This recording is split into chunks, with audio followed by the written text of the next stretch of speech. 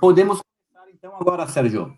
Vocês estão vendo, só para começar aqui, estão vendo a minha tela Arte e Criatividade para quê? Sim, eu então, estou. Vamos lá. Tá bom? O senhor já iniciou a gravação, professor? Já iniciei a gravação, Sérgio. Então tá bom. Então, gente, bom dia a todas e todos. É um prazer estar aqui com vocês na Politécnica da USC, né, nessa palestra, nesse circuito de palestras que está acontecendo todos os sábados. É muito legal essa iniciativa.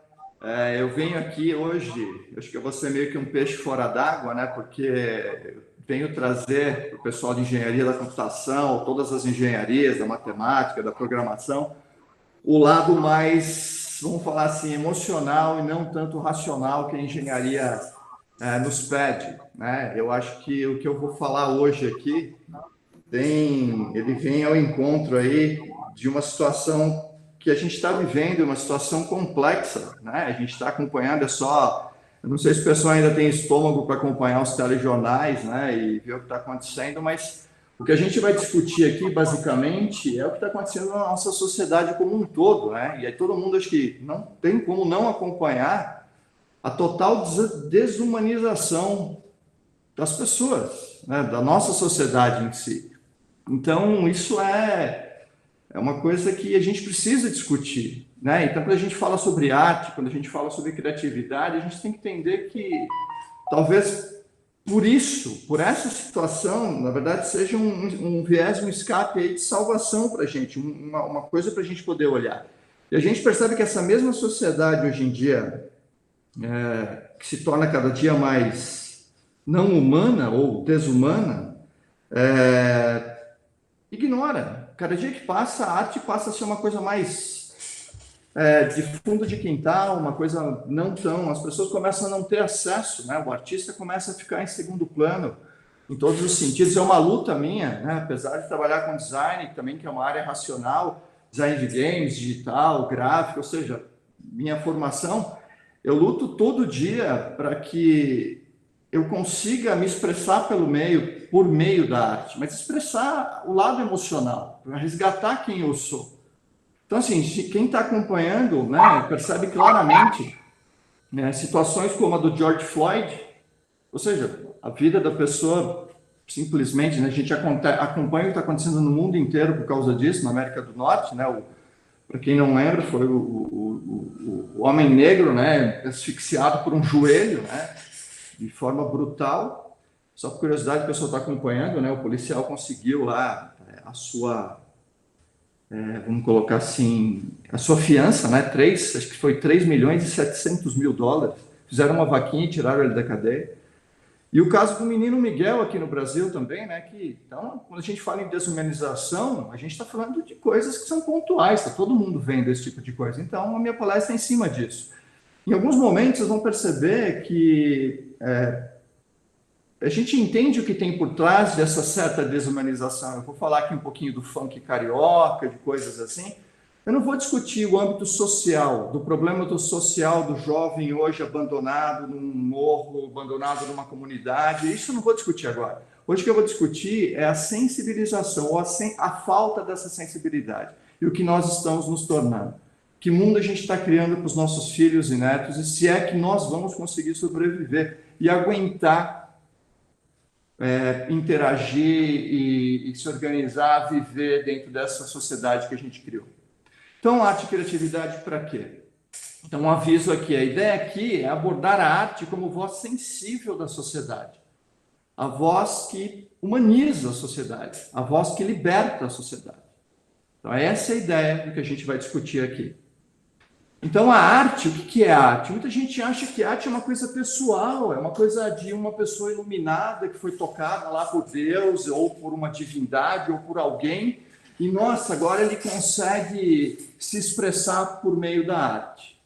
Gente, a arte nunca foi a expressão do eu. Ela não é a expressão do eu, ela não tem essa função. Porque o eu, quem sou eu? Quem são vocês? Né? O que a gente é? Gente, eu sou a expressão de uma cultura que me moldou. Eu não sou uma pessoa... Eu estou dentro de uma cultura, e essa cultura moldou o que eu penso, moldou o que eu sei, moldou o que eu faço. Então, na verdade, a arte é que é? Esse eu expressando todos os elementos dessa cultura. A gente não lembra disso. Não sou eu, não é um indivíduo, é um monte. Nós vivemos em cultura, e isso é importante. Então, essa cultura, ela está no meio de todos nós, ela está organizando o jeito da gente pensar.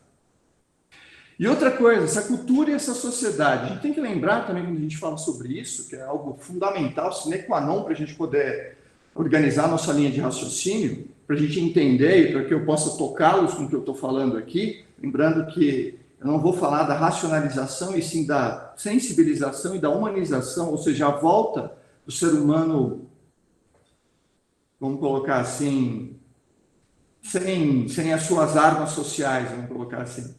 A sociedade humana não pode existir também sem uma cultura. E a cultura ela só existe dentro da sociedade. Então, só para lembrar o que eu falei no slide anterior, a gente está numa situação que essa cultura, essa arte que eu quero falar, ela expressa essa cultura, fundamentalmente o que a gente está vivendo e sentindo. É por isso que a gente percebe que muitas vezes os governos ou coisas assim não dão tanto espaço, talvez, para o artista ou para essa cultura. Porque a cultura faz as pessoas pensarem, faz as pessoas refletirem o que a gente é, o que a gente está vivendo, se é que a gente quer isso para a gente.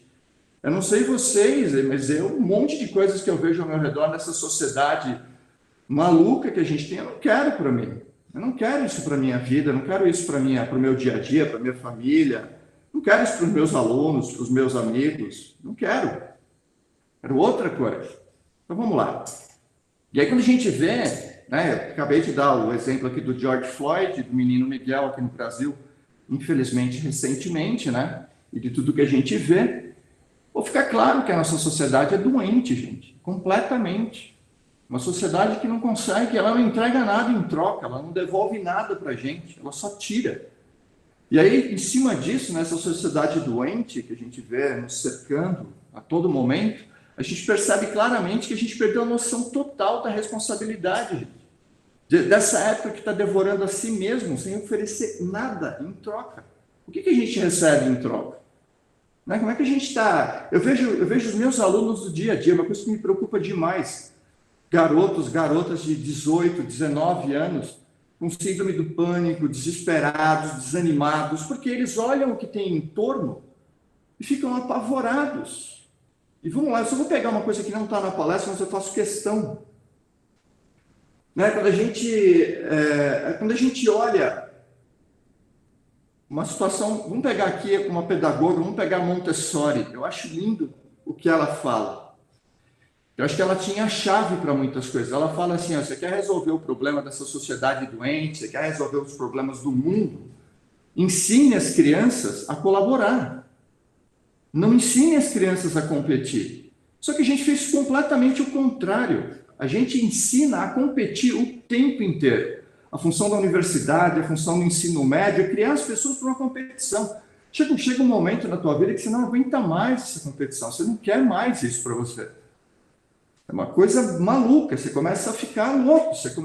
É por isso que eu vejo os meus alunos, eu me preocupo, volto a dizer, muito com esse tipo de situação. Eu estou em sala de aula há 28 anos, então estou para entender um pouquinho o desespero, alunos com 18, 19, 20 anos com síndrome do pânico, porque esse cara está lá, ele olha o que é o mercado de trabalho, ele sente o cheirinho daquele moedor de sonhos que a gente tem hoje no mercado, essa é uma visão que eu tenho muito clara, e aí ele fica apavorado com aquilo.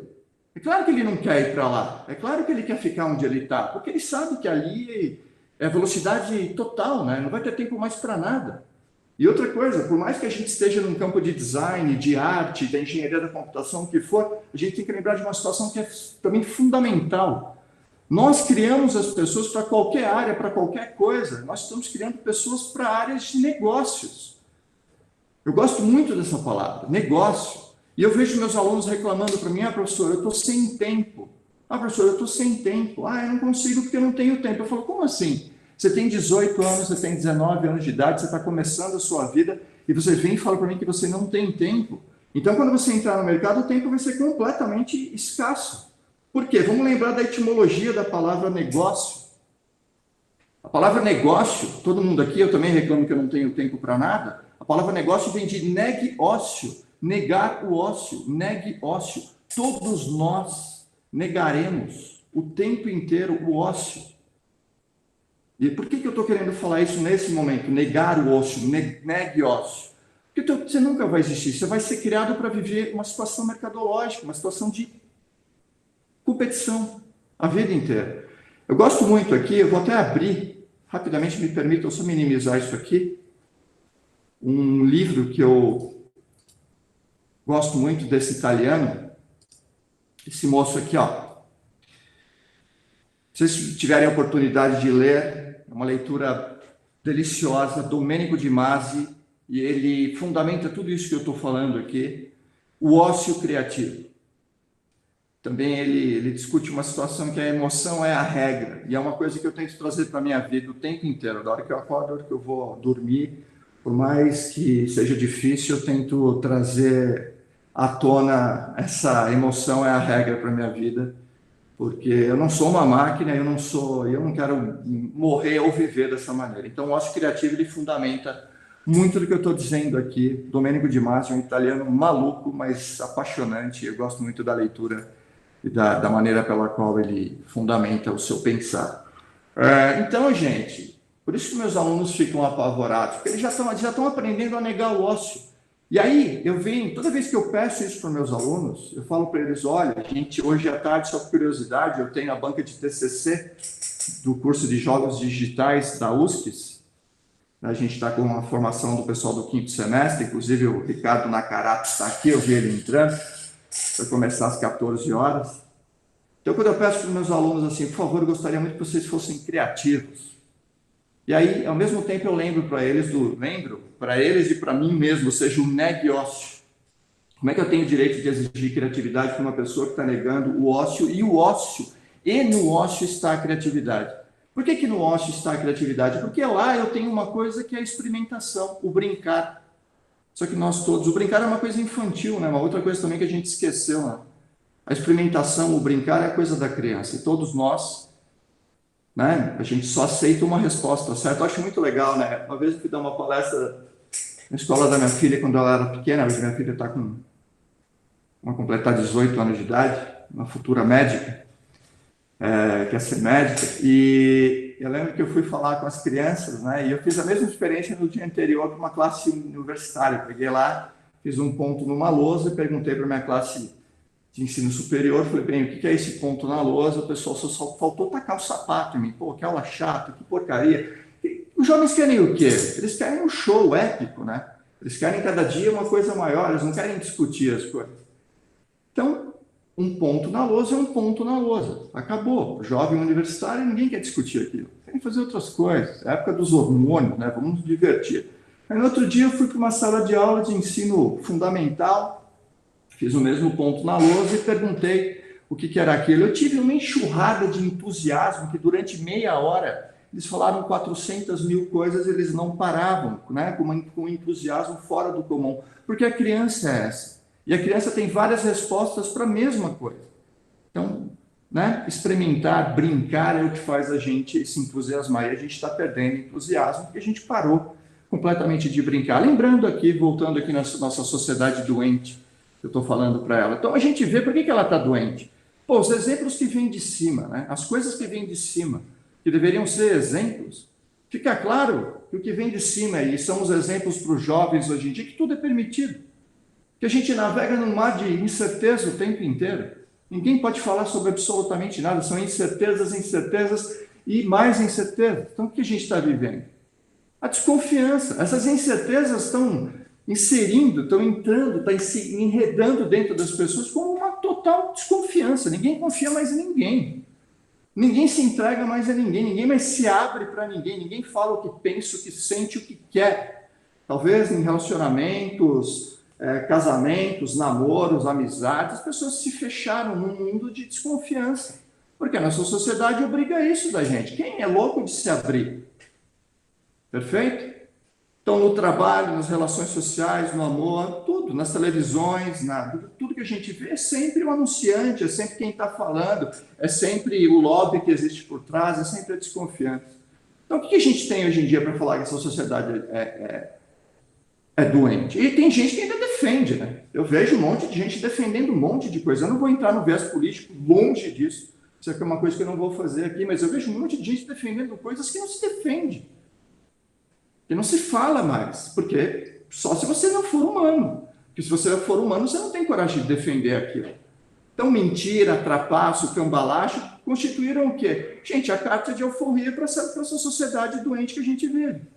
Porque essa sociedade corroeu, se acabou, corroeu a sua medula, se exauriu até o limite. É o que a gente está vendo aqui. E aí, o que a gente tem com essa sociedade que vive dessa maneira? A total insensibilidade, gente. Eu vejo isso todo dia, eu sou muito observador, eu gosto muito de me entregar nas minhas aulas, de mostrar que eu não sou lá o todo-poderoso, ainda mais hoje no século XXI, com a internet. Quem tem o total domínio das coisas? A gente sabe coisas, os nossos alunos sabem coisas também, e sabem muitas coisas. Então eu gosto muito de tirar esse tipo, essa armadura, essa construção e me colocar dessa maneira. Você sabe, eu sei, eu acho que a sala de aula que a gente está vivendo, a sala de aula do futuro, é uma sala de aula de troca. Porque essa troca é importante, faz as pessoas pensarem. É uma sala de aula para incomodar tanto o professor quanto o aluno. Os dois têm que ficar completamente incomodados. Porque no incomodar está o pensar. Faz você sair da sua zona de conforto. É isso que eu faço todo dia. Eu adoro me incomodar. Eu adoro chegar na sala, sentir ali, perceber, cara, como esses caras sabem coisas. Isso me incomoda. E eu sou obrigado a ver por outro viés, abrir portas novas, me entregar para esses alunos. Porque eu quero ser sensível. Eu não posso chegar ali, ou eu não posso olhar para essas pessoas com essa insensibilidade. Porque a insensibilidade, que eu acho que o norte da nossa sociedade, claro que eu estou sendo aqui exagerado, existem grandes exceções, mas às vezes eu lido com pedras. E acho que todo colega meu aqui que é professor percebe o que eu estou falando. Gente que está lá como cliente. Jovens que não conseguem se sensibilizar por nada. Pessoas que estão ali sentadas olhando para a tua cara e não conseguem perceber que você também é um ser humano. Você está triste, você está cansado, você está desanimado, você tem problemas, às vezes você está com dor. Perfeito? Seres humanos, falíveis. Então, insensibilidade é não perceber o outro. E eu me preocupo muito com isso. Eu sempre gosto de perceber o outro. Então, no meu olhar, o outro está inserido. Eu consigo ver, entender, conversar, perceber o que ele quer, o que ele gosta, o que ele não gosta. Isso é fundamental, acho que é o papel de todo professor também. Então, insensibilidade também é não perceber a si, é não saber o que você quer mais, é jogar os seus sonhos no lixo, é não saber o passo, sabe, se entregar para o vazio, é não se colocar num contexto, é não se inserir em absolutamente nada, é não sentir, é não ser, é não. É isso que a gente tem, um não completo. A pessoa não sabe o que ela é como ser humano, ela não sente, perdão, ela não sente mais nada, ela não se insere em contexto nenhum, ela não percebe a si e muito menos percebe os outros. Essa sociedade que a gente está criando, com a máxima eficiência das empresas, gerando pessoas ali dentro das corporações, preparadas para tudo, menos para perceber o ser humano. E aí eu acho muito legal isso daqui. Em 1989, eu lembro que foi uma das primeiras bandas que eu assisti quando eu sou de 72. Então, lá para os meus 15, 16, 17 anos, eu estava indo nos meus showzinhos, estava vendo as coisas, eu vi uma banda, né, uma banda enorme, que hoje é uma banda pequena, que era a banda dos Titãs. Que em 89, eu vou até tocar a música, um pedacinho aqui para vocês, fez uma música chamada Miséria. Eu vou ler aqui a estrofe em 89, eu acho que eles já tinham percebido o que seria a sociedade do século XXI. E aí eu só vou falar essa estrofezinha, eu coloco um pedacinho dela para a gente relembrar. O nome da música, então, Miséria. E a morte, ela fala assim a música, né, essa estrofe. A morte não causa mais espanto, o sol não causa mais espanto, a morte não causa mais espanto, o sol não causa mais espanto. Miséria é miséria em qualquer canto. Riquezas são diferentes. cores, raças, castas, crenças. E aí, uma coisa que, quando eu lembro que eu vi essa música, aconteciam umas coisas na casa dos meus pais. Eu nasci numa família muito tranquila, muito bacana, mas eu discutia muito. A gente tinha um espaço para discutir, que era muito legal. Todo dia, na hora do jantar, assim, a gente discutia coisas. E aí, teve uma vez que eu escutava essa música, me veio uma coisa. Eu gostava muito de sentar na hora do jantar e falar. Eu sempre fui muito de falar, eu falo demais. E aí, um dia no jantar, eu fui falar, meu pai olhou para mim, a televisão estava ligada nesse dia. E aí era um hábito novo, assim, televisão ligada na cozinha. E ele falou, não, fica quieto que eu quero ouvir a notícia. Aí eu peguei, fiquei. Deixa o seu Sérgio, meu pai também é Sérgio, deixa o seu Sérgio falar, deixa ele prestar atenção. Só que aí começou a notícia e eu prestei atenção. E era sobre uma tragédia horrorosa, sobre uma chacina que tinha ocorrido, morte de um monte de jovens. Aí eu fiquei olhando aquilo, eu olhei para o meu prato, olhei para a minha família e falei, sério mesmo, gente? Que a gente está fazendo isso aqui? A gente parou. E aí na hora eu falei para eles, eu falei, pô, vamos desligar a televisão. E aí eu falei da música. Eu não ia falar disso, eu falei disso, falei, olha, eu acabei de descobrir uma banda super legal, e o nome da música era Miséria. E eu acabei de ter o retrato total daquilo que eles falaram na mesa do meu jantar, com meu pai, minha mãe e minhas duas irmãs. Que eles falavam que miséria é miséria em qualquer canto, que a morte não causava mais espanto. E é o que aconteceu, eu falei para o meu pai, para minha mãe e para minhas irmãs. A gente está jantando, a gente está vendo uma notícia sobre uma chacina de jovens e a gente está jantando, gente. Porque a morte não causa mais espanto. Meu amigo, foi um silêncio na minha mesa, ninguém mais falava nada, ninguém mais... Mas é isso é um retrato da família brasileira. Isso é o retrato do Jornal Nacional, dos telejornais brasileiros. As pessoas simplesmente nada mais causa espanto, porque é com o outro, não é comigo. Lembrem do que eu acabei de falar no slide anterior. Insensibilidade. Se tá acontecendo com o outro, eu não consigo mais perceber o outro, porque comigo está tudo bem, eu tenho comida no meu prato, eu estou na minha casa, com a minha família. Perfeito? Essa é a sociedade. Oi? Só eu vi você falando isso aí, só uma inserção aí. Por favor. A gente assiste uma guerra acontecendo em outro lugar do mundo, alguma coisa assim, também, jantando, almoçando. Sim, com certeza. Os mísseis sendo lançados num país, destruindo. E isso aí é normal. É a mesma coisa que você estiver assistindo o filme do Zorro. Você está assistindo uma guerra, onde vidas estão sendo ceifadas na televisão. E é normal, né? Não, mas é isso mesmo. É terrível, Ongato. Uma coisa assim, eu discuto muito, uma coisa que, pelo menos na minha casa, com a minha família, eu não faço mais. A gente não tem mais esse hábito, porque eu me nego.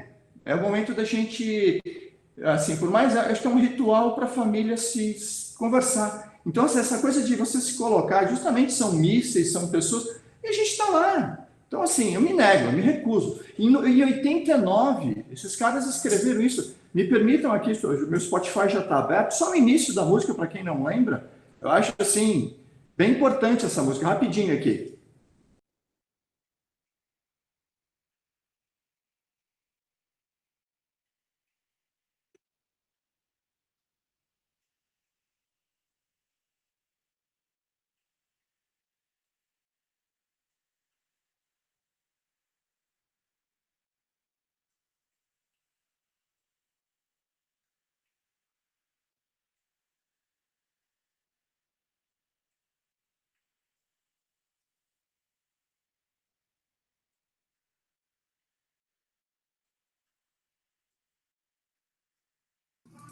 Sérgio, não sei se já está reproduzindo o som. Oi, Longato. Você já está reproduzindo o som? Porque está sem som. Ah, então deixa, acho que não vai dar. Ele não vai conseguir pegar o som. Para reproduzir o som, a única forma é você pegar o YouTube, mas aí na hora de compartilhar, você tem que compartilhar. Tá. Então, só um segundo aqui que eu vou abrir.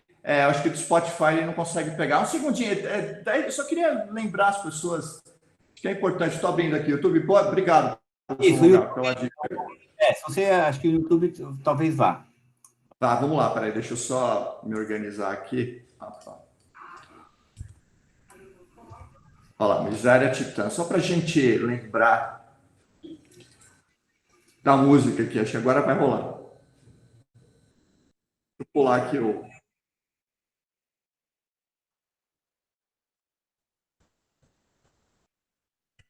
Agora sim? Não, ainda não. Não, então deixa, Algar. Tudo bem, não tem problema. Então vamos lá, gente. Ele não consigo compartilhar aqui o áudio, fica para outro momento. Então vamos lá. Então, em 89, os Titãs colocam isso e falam para a gente, bem, a riqueza de verdade está naquilo que hoje a nossa sociedade ignora. Vira as costas. Está nas cores, está nas raças, está nas castas e nas crenças. Ou seja, valorizar o diferente. Entender tudo que é diferente e valorizar. Isso é rico demais. Não. A gente está fazendo o quê? Está jogando fora porque a gente quer todo mundo igual, pensando igual e coisas assim. Só que aí do lado direito aqui, eu não vou ler porque não dá para ler. Eu vou pegar aqui um MC, MM, esse é o nome dele, que em 2016, o nome, eu só vou colocar o nome da música aqui, eu coloquei um pedaço da letra, eu não tenho coragem de colocar a letra inteira, o nome da letra aqui, o nome da música é Adestrador de Cadela. Esse menino de uma comunidade aqui de São Paulo, não, isso aqui é carioca, perdão,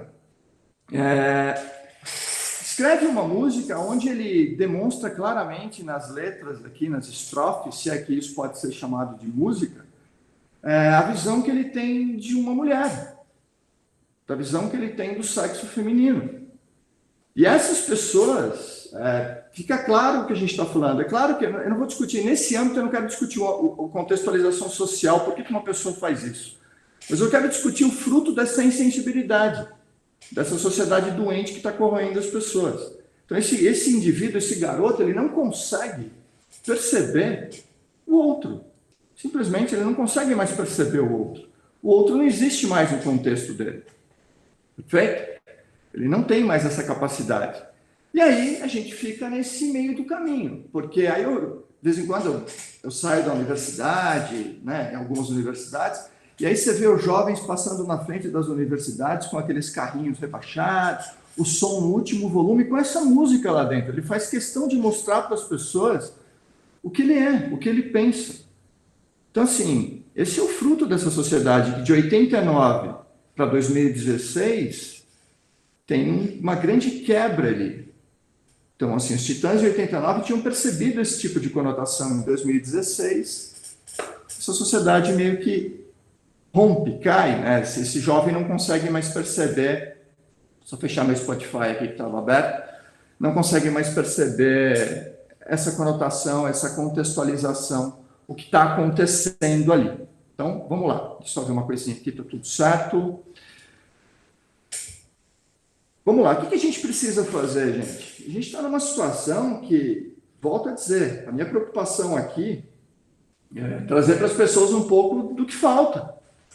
A gente não precisa de mais aparelhos, mais computadores superpoderosos, a gente precisa de outra situação que a gente esqueceu. Volto a falar a posição do artista hoje na sociedade, que está à margem dessa sociedade. Está tentando, não sei, discutir, falar alguma coisa para poucos ouvirem. Por quê? A insensibilidade é generalizada. Então, o que a gente precisa fazer? A gente precisa recomeçar, amigos. Então, assim, o lado poético da história, a gente precisa recomeçar a dialogar com a estrela, dialogar com as nossas emoções. O homem perdeu completamente seu lado poético. Eu vejo isso todo dia. Eu tento trazer poesia para minha sala de aula, eu tomo pedrada direto. Perdeu completamente seu impulso criativo. Por quê? Porque se tornou um homem de negócio, negue-ócio.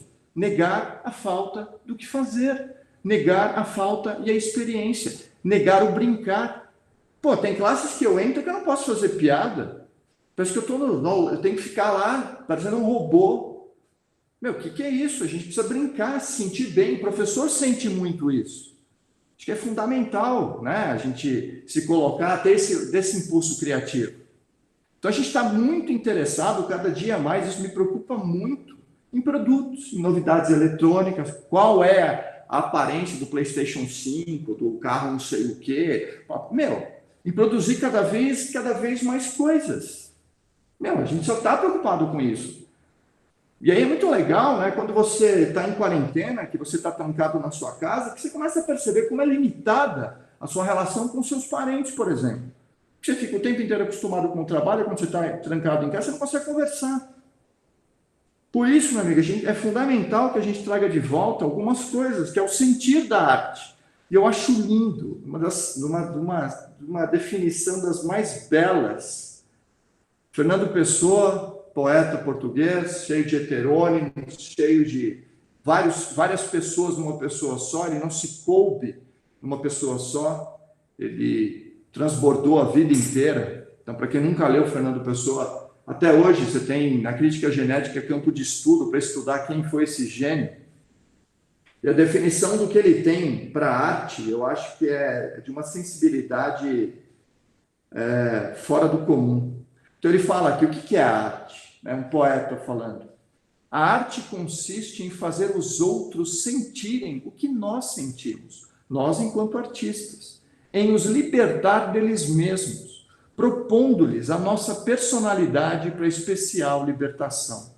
Gente, o papel do artista hoje na sociedade é fundamental.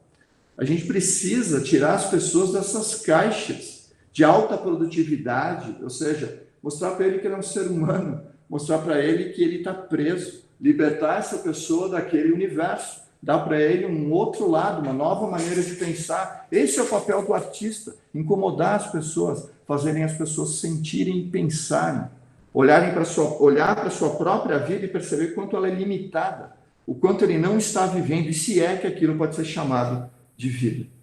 Perfeito? Então, assim, eu acho linda essa definição porque ela tem muito a ver com aquilo que eu penso, aquilo que eu acho, aquilo que eu acredito. E o que a gente precisa fazer? Esculpir novos artistas, porque a gente não está esculpindo. Mas você está falando assim, mas você está falando isso para uma universidade, para uma politécnica, para a área de engenharia. Todo mundo pode pensar diferente. Eu acho que na engenharia isso é muito importante também. Né? Começar a perceber o programador, começar a perceber que do outro lado as pessoas vão usar a aplicação dele. Não é só para ele. Eu vejo os programadores com os quais eu lido, alguns conseguem ter essa visão, outros só fazem as coisas para si, que se exploda quem está do outro lado. Então, não, vamos começar a mudar o jeito de pensar. E outra coisa, então, esculpir artista, muita gente acha que você nasce artista, que você nasce iluminado, tocado lá por uma... Não, é uma outra coisa, que basta ter o talento para uma determinada atividade e se desenvolver que você vai ter excelência no campo das artes. Não é isso. Isso é uma visão totalmente limitada, simplista de uma realidade que não é real. É importante também que o artista tenha algum talento, que ele pode se expressar, isso é fundamental. Mas tem coisas que a gente precisa entender, dá para esculpir. Então, o que eu vou fazer agora é indicar um caminho, para que essas pessoas comecem a se sensibilizar, olhar por esse viés e perceber que dá para fazer coisas empolgantes, importantes, e dá para começar a perceber o outro novamente. Perfeito? Então, vamos lá. Qual é a primeira situação? A gente está perdendo completamente a curiosidade. Curiosidade é inerente ao ser humano e aos gatos. Quem tem gato sabe muito bem do que eu estou falando. Mas as crianças, né? Inerente às crianças também, que percebem tudo, tocam, levam a boca. A curiosidade é total, porque é o mundo da descoberta. A gente acha que já descobriu de tudo. Então, a gente perde muito interesse em ser curioso. E essa é uma das principais características de pessoas que são criativas, curiosidade. Então, não mata esse teu impulso curioso, por mais que você seja uma pessoa de negócios, que quer tudo bonitinho, no horário certinho, tudo. Não. A experimentação que a gente tem que trazer à tona, ou seja, o brincar, o experimentar, ver o que está acontecendo, é justamente isso. É se mostrar extremamente faminto novamente, ter fome das coisas, ter fome de descobrir. Para a música, para a pintura, para o desenho, para a computação gráfica, para a literatura, para a poesia, ou coisas assim. Eu acho muito legal, eu chego nas minhas classes, por mais que eu estou numa aula técnica, eu pergunto para as pessoas, vocês já leram poesia? Quase ninguém leu. Já escreveram? Muito menos. Então as pessoas não conseguem escrever, colocar para fora, porque elas não têm curiosidade de saber quem elas são. Tá vendo? São pedras ali dentro já. E é muito bacana quando você pega um aluno, uma aluna,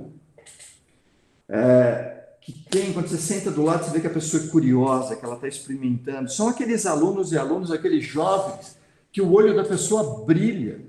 É lindo falar com gente assim, aquilo me alimenta. Só de estar do lado de uma pessoa assim me empolga. Por quê? Aquela pessoa tem fome, ela tem curiosidade, ela vai experimentar. Aquele aluno que você pede uma coisa, olha, faz isso aqui, tenta trazer na semana que vem. A pessoa te traz um caminhão de coisas. Aquilo enche a sala com tanto entusiasmo. Você percebe essa curiosidade, essa pessoa não precisa nem mais do professor. O caminho dela já está trilhado, organizado. Então, a curiosidade que a gente precisa trazer à tona é essa ferramenta imaterial que dá forma ao nosso trabalho, gente. As pessoas querem inovar, mas elas não querem ser curiosas. Não dá, uma coisa está ligada à outra. Eu preciso disso. Eu preciso disso quando eu preciso de um pincel para pintar e um buril para esculpir a minha madeira. Então, é uma situação completamente importante. E outra coisa que eu vejo os meus jovens discutir, os jovens que são meus alunos o tempo inteiro, aquelas ideias nascidas da ignorância, o cara senta lá 10 minutos, conversa meia dúzia de pataquada, temos uma ideia. Gente, essas ideias que não estão ligadas à curiosidade, ao experimentar, ao testar, ao ir atrás, são ideias gestadas displicentemente, são ideias fracas, inúteis. O cara quer inovar, quer ser o novo Elon Musk da vida, se é que isso é uma vantagem ou não, não sei, mas ele quer ser uma pessoa que vai deixar a marca dele na história, mas ele não quer ser curioso, ele não quer se arriscar. Desculpa, mas isso é impossível. Gente, o estágio final do processo criativo é, na verdade, um dos mais difíceis. Quando você está finalizando alguma coisa, uma pintura, uma escultura, uma modelagem tridimensional, uma música ou a sua poesia, o que é aquilo? Aquilo, simplesmente, é a síntese de tudo aquilo que você aprendeu na vida, tudo aquilo que você desenvolveu, você testou. Eu acho muito legal, né? Recentemente eu amo biografias. Recentemente eu li a biografia pela segunda vez de Leonardo da Vinci. Da Vinci ele andava para cima e para baixo com a Mona Lisa, que é uma pintura pequena que está lá no Louvre. Bem pequena, ele enrolava ela, colocava num canudo e ele andava para cima e para baixo porque ele morria de ciúmes daquela pintura. Por quê? Não porque ela tinha um valor naquele momento. Hoje ela vale, né? Porque ele está morto, então vale muito. Mas assim, na época não era o valor material. Mas a Mona Lisa para Da Vinci, ela tinha uma situação absurdamente importante. Por quê? Porque ela concentrava tudo aquilo que ele tinha aprendido e desenvolvido como curioso e autodidata na sua vida. É por isso que ele andava para cima. Aquilo tinha o valor da vida dele. Porque aquilo sintetizava a sua vida e toda a sua curiosidade. Engenheiro, matemático, poeta, artista, ele era tudo, professor.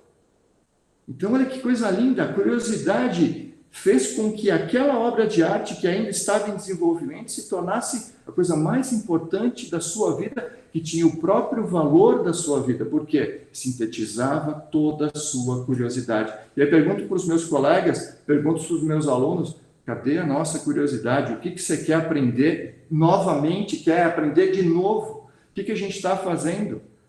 Eu vejo as pessoas assim, começam as aulas cansadas. Ah, professor, mas isso, cara... Se solta, divirta-se, brinca com a coisa. Que coisa maravilhosa, que privilégio você poder aprender uma coisa nova.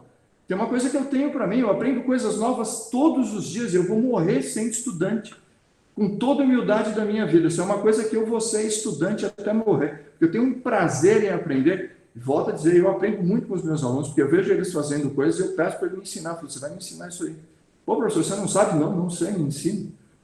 Que coisa legal isso. Então, por favor, a primeira situação é se tornem curiosos, impulsivos, que o teu olho brilhe, que você tenha fome de novo. Eu não tenho, as pessoas não têm mais fome de nada. Continuando aqui, a outra situação que é fundamental, isso eu vejo todo dia, eu tenho vontade de morrer quando eu não sinto isso, as pessoas não querem se dedicar.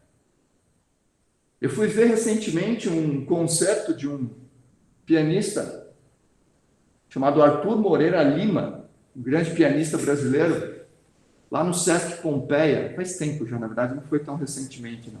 Eu gosto do Sesc porque o Sesc tem uma arena, né? Então a pessoa fica sentada no meio, né? O artista fica no meio e ele fica cercado pelo público bem pertinho.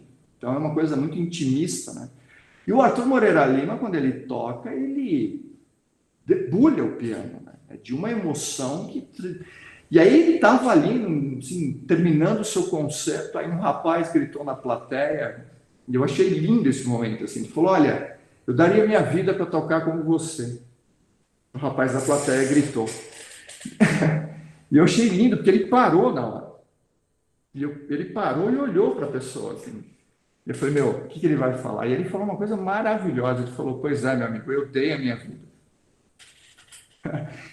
E assim, eu lembro que na hora, meu, me emocionou isso, porque o que é esse dar a sua vida? Uma pessoa para tocar um piano, eu acho muito legal quando a gente fala de instrumentos musicais, porque eles sintetizam muito uma coisa que é meio que um sacerdócio, né? Música é dedicação. E aí eu vou pegar vou fazer um contraponto aqui com um dado da neurociência. Por favor, de maneira bem rasa, mas tem duas informações importantes para a neurociência. Existem dois tipos de pensamento, então ligados diretamente a esse momento. Eu gosto muito de fazer essa inserção quando a gente fala de dedicação. Então, para a neurociência, uma coisa linda é que eles falam o seguinte: dois tipos de pensamento. O primeiro pensamento, o pensamento ascendente, e o segundo pensamento, o pensamento descendente. O que é esse pensamento descendente? O descendente é o pensamento do estudante. Eu falo isso para os meus alunos. E aí, quando eu falo, o que é esse pensamento descendente? É o pensamento que vem de fora do cérebro para o seu núcleo. É um pensamento lento, demorado. É o pensamento do estudo. É o pensamento daquele garoto que sentou, pegou um violão pela primeira vez, está estudando as notas, o dedo não vai, a nota não sai, o dedo escapa, o dedo dói, tudo ali não funciona. É o descendente. É um pensamento lento. E aí eu vou fazer um outro ponto, eu já volto aqui. A primeira coisa que eu falo para os meus alunos quando eu entro na sala, em qualquer sala de aula de qualquer curso, é o que vocês querem, o que vocês gostam. Aí o pessoal não entende como você está perguntando isso numa classe de engenharia, o que a gente gosta. O que você gosta? O que lhe dá prazer? E a gente às vezes esquece isso também. É uma coisa que eu recriei na minha vida, que eu tinha esquecido. Eu gosto de pintar, eu me dedico à pintura, eu me dedico a esse tipo de situação. E é muito interessante porque eu pergunto isso para eles: o que vocês gostam? Não sei, professor. Eu falo, a coisa mais importante, a primeira coisa que você tem que responder para você. Porque vamos lá, gente, se a gente parar para analisar o trabalho, 2/3 da nossa vida, falando em estatística, é trabalho. 1/3 você dorme. O restante você faz nos intervalos, entre uma coisinha e outra, mas 2/3 da vida é trabalho. E aí eu pergunto para ele: professor, por que você pergunta por que a gente gosta, né? O que a gente gosta de fazer? Justamente por isso, porque 2/3 da sua vida é trabalho. Se você faz o que não lhe dá prazer, como é que você vai suportar? Eu estou cheio de colegas que só reclamam da vida. Só reclamam da vida. Nada está bom, nada presta, nada está no lugar, nada funciona. Gente negativa, gente para baixo, gente que só vê o ruim das coisas. Por que essa pessoa é assim? Talvez ela não tenha respondido essa pequena pergunta que eu fiz no início lá. Talvez um professor não tenha perguntado para ele. Essas pessoas que às vezes só reclamam, talvez nunca fizeram o que gostavam, nunca encontraram prazer naquilo. Talvez tenham trabalhado apenas pelo dinheiro, pela materialização dos seus sonhos físicos ali. Eu não acho que isso talvez seja a vida. A pessoa enlouquece. Então é uma coisa muito importante. Eu acho que a geração que a gente está lidando é uma geração que está muito preocupada com esse tipo de coisa. Então o que você gosta? É fundamental que você responda e que você entenda. Agora voltando aqui no pensamento descendente. O que tem a ver o que eu gosto com o pensamento descendente? Jovens, o que acontece? Todo mundo aqui já deve ter visto. Vamos pegar aqui o Michael Jordan. Michael Jordan, para quem não lembra, teve seu ápice num time de basquete norte-americano chamado Chicago Bulls. Eu amava ver aquele moço jogar basquete. Sabe por quê? Porque eu achava que ele voava. Eu falava, cara, como é fácil o basquete. Né? É muito bacana. Ou ver um guitarrista virtuoso tocando no palco. Fui ver o show de uma vez, um cara chamado Steve Vai, um virtuoso. Aí eu olhei ele tocando a guitarra bem de pertinho. Eu falei, nossa, como é fácil tocar guitarra. E aí eu fui lá jogar basquete, fui lá tocar minha guitarra. Nada aconteceu. Eu não voava como o Michael Jordan. Eu não tocava como Steve Vai. Por quê? Porque eu tinha que entender o que era o pensamento descendente e o pensamento ascendente. Primeira coisa que esses dois aí fizeram, primeiramente eles descobriram logo cedo o que eles gostavam, o que lhe dava prazer. Então isso já era uma coisa muito importante. O Michael Jordan, ele começou com pensamentos descendentes, ou seja, aquele pensamento lento, demorado, que a coisa não vai, não funciona. O que ele fazia? Ele treinava o basquete dele, todo mundo ia para o chuveiro e ele ficava na quadra. Pedia ajuda para um colega lá e falava assim, eu vou fazer mais 3.000 arremessos livres. 3.000? 3.000. Não vou fazer 3.000. Então, todo dia, depois que o pessoal estava no chuveiro, mais 3.000 arremessos livres. O cara ficava mais 3, 4 horas lá. Todo dia. Por quê? Ele estava transformando o pensamento descendente, que é um pensamento iterativo, em iterar, não é interativo, não tem nada a ver. Iterar é um processo de repetição. É por isso que eu falo, para aquelas pessoas que, eu quero aprender piano, quero aprender violão, quero aprender basquete. Eu falo, você ama o basquete, o violão, o piano, você ama? Ao ponto de se dedicar a ele? Porque você vai ter que ter um processo iterativo, de repetição. Então, para o piano, 8 horas por dia, para o violão, não sei quantas horas por dia, para o basquete, 3.000 arremessos livres, depois que todo mundo tinha treinado. De tanto repetir, de tanto repetir, de tanto repetir pelo prazer e pelo amor que ele faz por aquilo, que ele se realiza naquilo, o pensamento descendente se transforma no pensamento ascendente. O pensamento que sai do núcleo do cérebro e sobe. O pensamento rápido, o pensamento onde você nem percebe. Aquele pensamento, para o Arthur Moreira Lima, o piano não existe mais. É uma extensão do seu pensar. Ele não olha mais para as teclas. Perfeito? É a mesma coisa que vê quem gosta de Yamandu Costa, um violonista brasileiro. Ele não olha mais para o braço do violão, porque o violão é uma extensão do seu pensar. Ele transformou o pensamento descendente, de tanto repetir, de tanto prazer que ele tinha naquele estudo, em ascendente. Então, a gente precisa se dedicar. A primeira coisa que eu acho fundamental, eu peço para todo mundo, o que faz? Você tem saco para sentar, que meus alunos vêm e falam assim, professor, quero aprender a desenhar. Eu falei, então comece. Não, mas eu preciso entrar numa escola. Eu falei, não, você não precisa, você precisa começar a desenhar, para ver se você gosta de passar 1, 2, 3, 10 horas, 12 horas. Eu, quando estou fazendo uma pintura, às vezes eu paro, estou há 12 horas em cima daquilo. E parece que eu fiquei 12 minutos, eu não vi o tempo passar, eu não tive fome, eu não quero fazer nada. Eu não quero olhar o meu Instagram, não quero olhar o meu nada, eu quero viver aquilo. Porque ali sou eu de verdade. As pessoas não encontraram o que gostam de fazer. Então, meus amigos, é um grande problema. Então, se dediquem às suas habilidades, àquilo que você gosta. Agora, encontre. E outra coisa, só pegando, na ciência do esporte, isso que eu acabei de falar, os pensamentos ascendentes, isso é uma questão fundamental. As pessoas que, o cara que vai correr lá aos 100 metros com barreira, pensar na barreira, ele vai errar. Você não pode mais pensar nas coisas, você tem que repetir ao ponto daquilo desaparecer. É isso que o gênio, é isso que os mestres fazem. Eles se dedicam o tempo inteiro, trabalham sem parar, porque eles estão preocupados em nunca mais ter que lembrar. A pessoa não está preocupada. Quando eu comecei a pintar, uma coisa curiosa, assim, eu todo cheio de dedos com os pincéis, precisa de um pincel tal. Até que um dia eu vi uma videoaula de um russo, eu não entendia nada do que ele falava, mas eu acho linda a pintura daquele lado do planeta. E aí ele fez uma pintura inteira com uma espátula, dessas de pedreiro. Eu falei, Deus do céu, ele fez o esboço da pintura com o cabo da espátula. E aí ele pegou a espátula e ele pintou. Eu falei, eu não preciso de um pincel. O pincel, na verdade, é uma desculpa para a minha mediocridade, porque eu estou me dedicando pouco. E aí eu comecei a ter medo desse tipo de coisa. Então, gente, a gente precisa levar essas paixões ao limite, se as pessoas quiserem sublimar. Outra coisa, precisam ser críticos, violentamente críticos, mas não com os outros. É o que eu vejo hoje em dia, eu odeio esse tipo de coisa. Eu vejo rodinha de aluno e eles metendo o pau em alguma coisa. Eu entro no meio e pergunto assim, vocês estão falando mal do trabalho de alguém. Eu vejo o pessoal, uma vez eu peguei o pessoal detonando um artista brasileiro chamado Romero Brito. Mas detonava, que não sei o quê. Tudo bem, você pode não gostar do trabalho estético dele. Mas esse cara ele começou a pintar numa calçada. E ele transformou a pintura dele na calçada, na América do Norte, numa galeria no Oscar Freire. Aí eu perguntei para os alunos, vocês têm uma galeria no Oscar Freire, que é o metro quadrado mais caro da cidade de São Paulo? Vocês faturam 12 milhões de dólares por ano? Então, meu amigo, vocês não entendem, vocês não sabem o que vocês estão falando.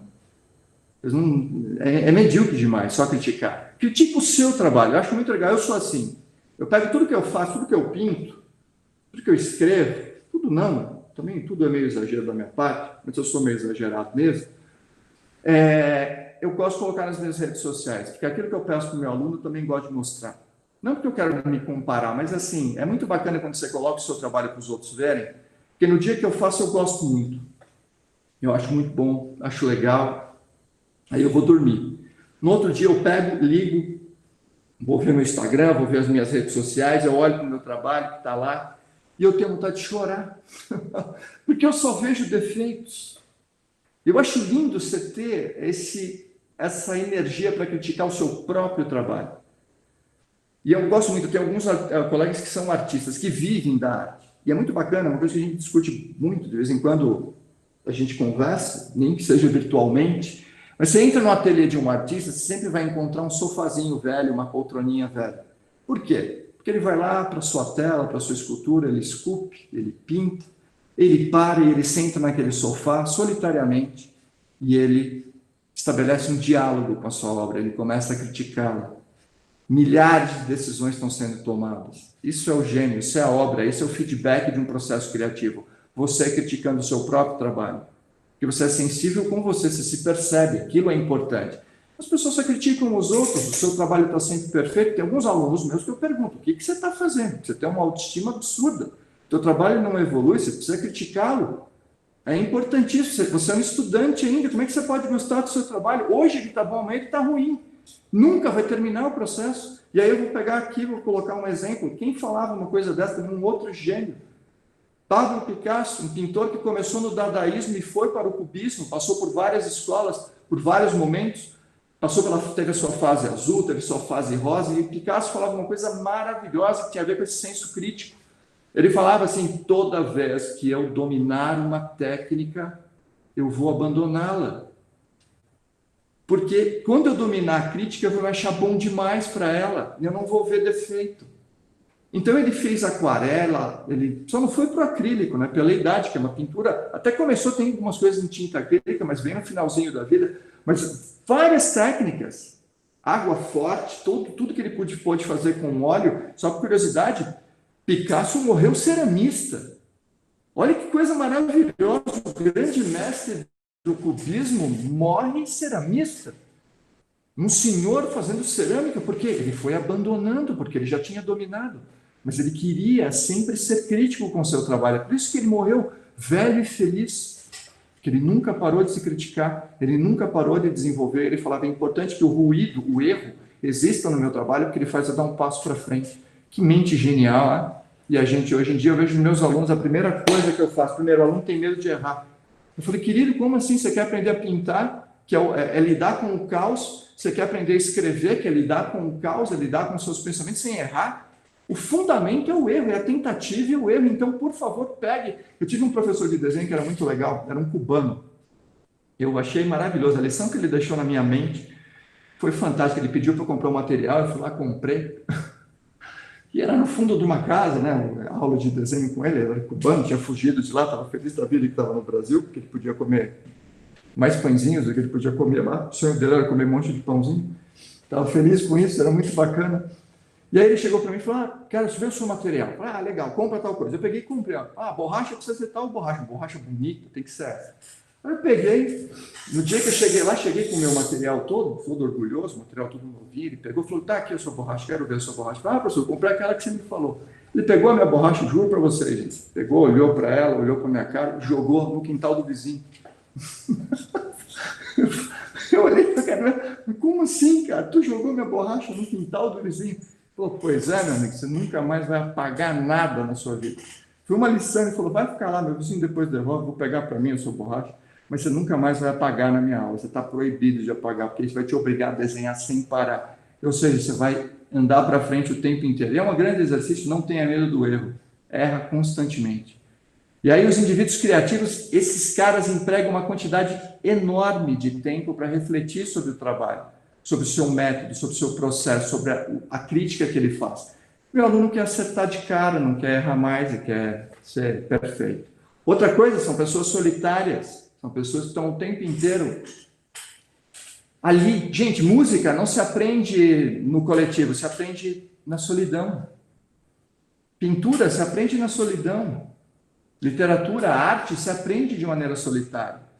Vai estudar violino e piano do lado de alguém, você vai enlouquecer as pessoas. Vai escrever, vai tirar as coisas, vai aprender a pintar, é solitário. Você tem que estar com você e sua cabeça. Só que hoje as pessoas querem estar sempre bonitas, em rodas lindas dentro dos seus Instagrams, mostrando que elas são socialmente ativas. E aí, será que isso é verdade? Não, cara. Quando você estiver desenvolvendo o seu trabalho, esse tempo inteiro você está pensando nele, vai ser algo solitário, não é algo que você vai poder se colocar ali de maneira completa para todo mundo. Então se dedica, não tem problema com esse tipo de situação, aprenda a ficar sozinho com os seus pensamentos, com as suas ideias. Vocês vão perceber o quanto elas ecoam, o quanto é importante refletir sobre aquilo que você quer. As pessoas têm, os jovens principalmente, têm muito disso, que começam a ficar trancados lá nos seus quartos, solitariamente, assim, começam a ter problemas de relacionamento, mas acho que essa fase, a fase de um artista é algo fundamental, essa estrutura, essa solidão. E um outro fundamento que eu acho que é um dos mais importantes, se não o mais importante, foi aquilo que eu falei agora há pouco, que é essa paixão que você gosta, o que você quer fazer. Gente, se você não encontrar isso em você, isso vai ser uma das tarefas mais difíceis. Talvez seja por isso que os artistas estão desaparecendo, que a gente tem a música que tem hoje em dia, que a gente tem... na verdade, está cheio de artista bom, de músico bom, mas as pessoas não têm mais espaço. O que tem espaço é uma outra coisa. É o que vende talvez seja uma coisa muito rasa. Eu não estou dizendo que os artistas estão desaparecendo. Talvez os artistas talvez não tenham mais espaço. Como eu falei para vocês, estão à margem da sociedade, mas geralmente o artista depende muito dessa paixão. Então, os artistas, os mestres que desenvolveram a sua pintura, a sua escultura, a sua música, a sua poesia, toda atividade em si, viveram essas atividades com uma paixão violenta. E essa paixão fez com que ele produzisse uma arte, gente, que foi considerada superior. Por isso que os caras são chamados as obras são chamadas de obras-prima. E alguns mestres são chamados de mestres. E aí, por quê? Vamos dar um exemplo aqui. Todo mundo conhece a história de Beethoven, né? E na sua biografia também tem um momento muito interessante, porque ele tentou esconder a sua surdez. Imagina o dom da música, a dedicação que ele teve para poder escrever tudo que ele escreveu. E, de repente, ele começou a reger, né? Porque ele não conseguia mais.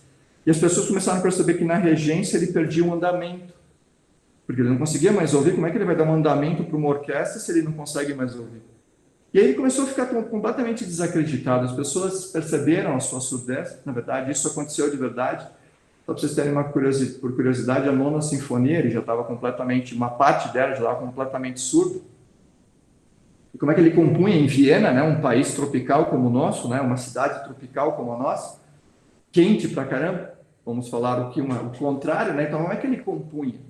Sendo completamente surdo e tendo o dom da música. Tinha sido desacreditado, as pessoas não acreditavam mais em Beethoven, tinha sido colocado ao ostracismo, jogado de canto, ninguém mais dava valor para ele. O que esse cara fez na Nona Sinfonia, que é uma das sinfonias mais importantes da sua vida? Não há mais.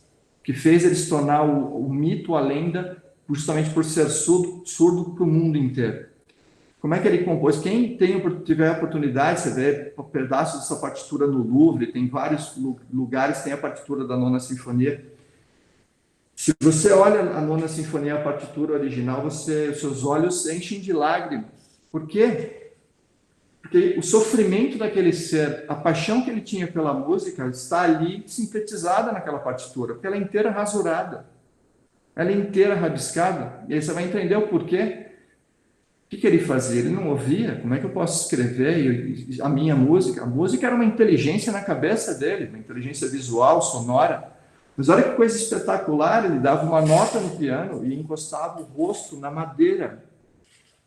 O encostar o rosto na madeira do piano dava para ele o tom, a força, a vibração da nota. E aí ele colocava no papel. Então, você imagina o trabalho hercúleo, desesperado desse homem com essa paixão que chegou a ser doentia, mas levou ele a uma obra-prima. Tanto é que quando ele apresentou a obra, aquilo ao povo europeu todo, primeiramente, foi uma música divina. Beethoven foi ali naquele momento, foi reconhecido como um ser superior. A sua obra sublimou, não era mais uma obra dos homens, porque ele era surdo. Tanto é que no seu velório, na sua morte, Viena parou, ele foi enterrado como um mártir, como um herói, como uma pessoa que não era humana. A paixão, gente. Onde você põe a sua paixão? Onde tem paixão na sua vida? Aonde? Aonde? Ou não existe mais paixões? Acabou? Morreu? Eu conheço gente que não tem paixão por nada, são máquinas. Eu não sou uma máquina, eu tenho paixão, eu sofro com as coisas. Então, paixão é uma coisa, ela incita, ela provoca a imaginação, ela provoca nosso cérebro, nosso organismo a produzir ideias. Eu me preocupo muito com isso. Eles são empreendedores, são pessoas que estão preocupadas, acho muito legal, vamos pegar aqui, Andy Warhol, né, o expoente da pop art, ele falava uma coisa genial, ele amava a arte. Eu falei, eu amo arte, mas eu amo muito mais o dinheiro. E eu amo a arte por quê? Porque eu consigo transformar o nada em dinheiro. Eu consigo transformar uma ideia minha em muita grana. O pessoal da pop art fez rios de dinheiro. Andy Warhol foi um cara que morreu rico. Mas o mais interessante, são empreendedores, têm que pensar o tempo inteiro, porque eles não têm a vida ganha, eles não têm um salário no final do mês, eles estão preocupados em desenvolver o seu trabalho e dar valor para ele. Todo mundo fala de Van Gogh. Van Gogh é um cara um dos poucos artistas com o único museu para ele, né, que é o Museu Van Gogh em Amsterdã, na Holanda. E ele falava uma coisa muito interessante, ele pintou 998 telas em 10 anos de produção. Não sei se vocês sabem, ele começou a pintar aos 27 anos. Antes disso, ele tentou ser pastor protestante, que era a profissão do pai. Ele ia pregar, ele era conhecido como o Jesus das Minas, porque ele era um cara que não se preocupava com sua aparência, cabeludão, barbudão, e ele ia pregar a palavra de Deus nas minas de carvão, onde ninguém queria ir, porque vira e mexe as minas explodiam, tinha um soterramento, morria todo mundo. Era assim, e ele ia para as minas pregar a palavra de Deus até um dia que começou a brigar com as pessoas e também desistiu daquilo, não deu certo em nada, e aí ele começou a pintar, para não enlouquecer, aos 27 anos, e morreu aos 37 anos. Foi sustentado a vida inteira pelo seu irmão, Theo Van Gogh, que era um grande comerciante de arte de uma empresa chamada Goupil, que era a maior comerciante de arte europeia, e mesmo assim nunca conseguia vender um quadro de Van Gogh, porque Van Gogh, ele falava, pinta isso que eu vendo. Ele falava, não vou pintar. Eu quero que as pessoas queriam paisagens, né, na Europa naquele momento, e ele estava preocupado em pintar a verdade, a vida do camponês, a sensibilidade, o que ele via nas pessoas. É por isso que ele é um dos maiores artistas populares do mundo, porque ele pintou a verdade, ele pintou o que ninguém queria ver, a vida e a sensibilidade. Ele pintou o que ninguém queria enxergar, mas ele via. Olha que coisa linda, nunca conseguiu vender, na verdade, uma tela a vida inteira. Foi sustentado pelo irmão, teve uma vida desgraçada, mas foi uma pessoa que tentou se empreender a vida inteira. Tem o exemplo agora há pouco do nosso amigo Romero Brito, que todo mundo detona, mas tem uma galeria de arte no Oscar Freire. Eu não tenho. Quando eu tiver, eu posso criticá-lo. Antes de ter, eu não vou falar nada. Então, os artistas transformam o nada em coisas. Fazem isso agindo como qualquer outro empreendedor. O nada, as suas ideias, as suas paixões. O nada, estou sendo desconfortável. A gente transforma as paixões em dinheiro. Então, ser empreendedor.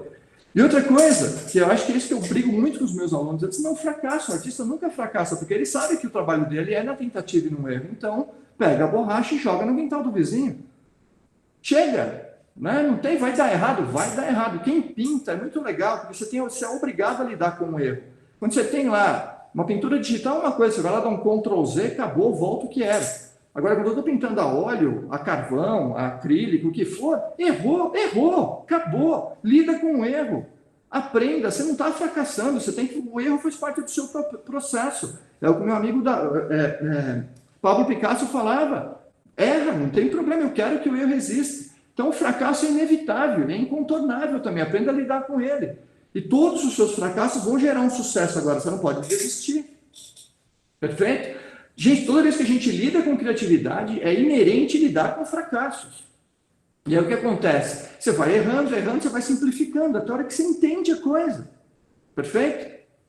As grandes ideias vêm desse inconsciente, dessa tentativa, dessa situação de... Você vai se informando mentalmente, você vai se organizando. Porque aí vem uma ideia boa, senão a tua ideia é irrelevante, aquilo que eu falei lá atrás pra gente. Então os artistas também nunca vão fracassar. Outra coisa, eles roubam. Como assim? O artista está pedindo para as pessoas roubarem? Gente, um artista, ele fica o tempo inteiro observando as coisas. Eu presto atenção o tempo inteiro em tudo, no jeito das pessoas falarem, em tudo. Eu estou olhando as coisas, eu sou uma esponja, eu trago tudo para mim. O novo, na verdade, é uma mistura de um monte de coisas que eu estou vendo. Ela surge dessa ruptura. Eu vejo uma coisa e entendo outra. Pablo Picasso falava assim, começo com uma ideia, então ela se torna outra coisa. Ou seja, ele viu uma coisa, ele começa. No meio do caminho, aquilo se transforma.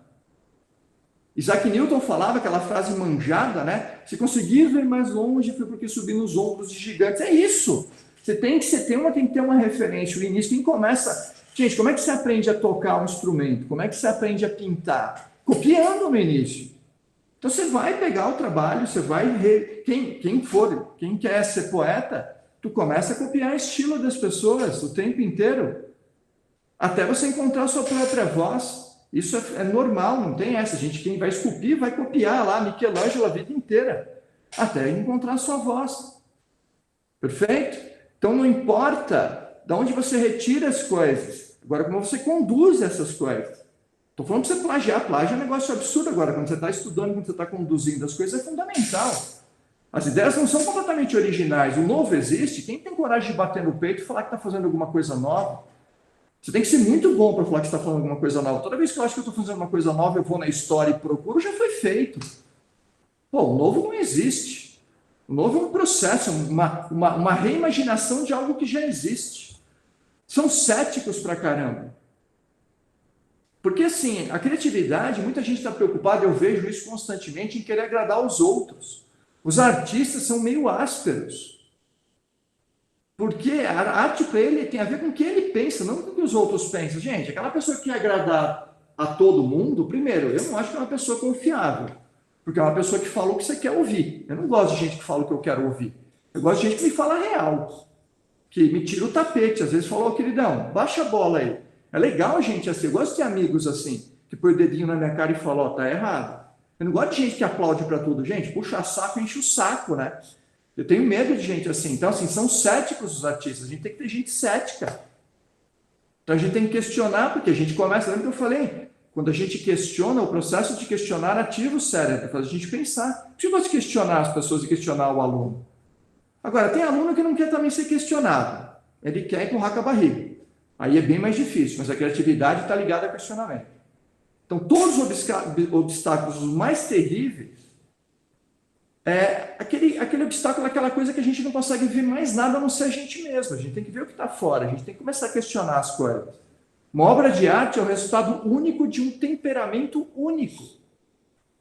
Você faz o que você faz porque você é único nessa sociedade, nessa cultura. Então não tenta agradar a todos, o seu trabalho tem que ser seu. Perfeito? Então o questionamento não torna a criatividade mais difícil, ao contrário, traz clareza, concisão, pureza às ideias. É por isso que você tem que sentar depois que você faz um trabalho, olhar para a sua obra e conversar com ela. E questioná-la. Você não pode gostar, você tem que ser cético. Você tem que te filtrar. Picasso, ele começou como um artista figurativo, ele pintava retratos. Ele levou a vida inteira para aprender a desconstruir. Tirar o nariz da posição do nariz, o olho da posição do olho, o corpo da posição do corpo. Ele desconstruiu as formas. Ele levou uma vida inteira para trazer pureza à ideia dele. Ou seja, filtrar aquele monte de coisas que ele não achava mais certo no seu trabalho. Eles têm outra coisa, eles têm um ponto de vista, um jeito de olhar que é seu. Paul Klee, um cara muito legal, ele falava o que? Ele falava, um olho vê, o outro sente.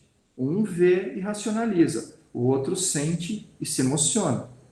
A razão e a emoção andando juntos. E esse ponto de vista, amigos, é a nossa assinatura para a vida.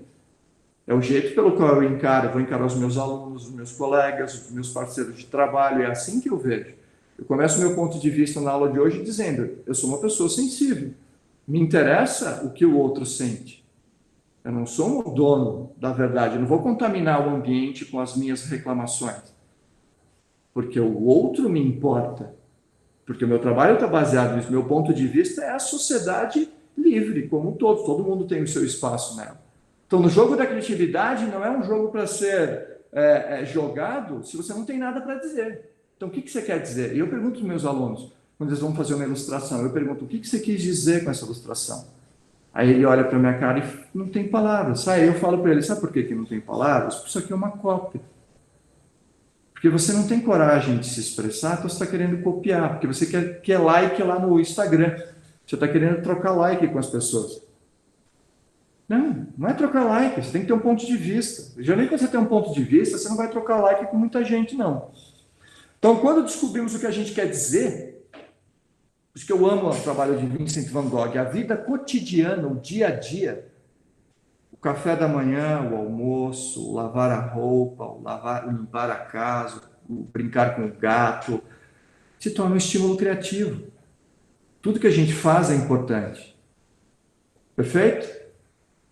Então a gente tem que ter algo a dizer, a gente tem que ter um ponto de vista, isso é fundamental. E outra coisa, para você ter um ponto de vista, você precisa estar tudo ligado, tem que ser corajoso.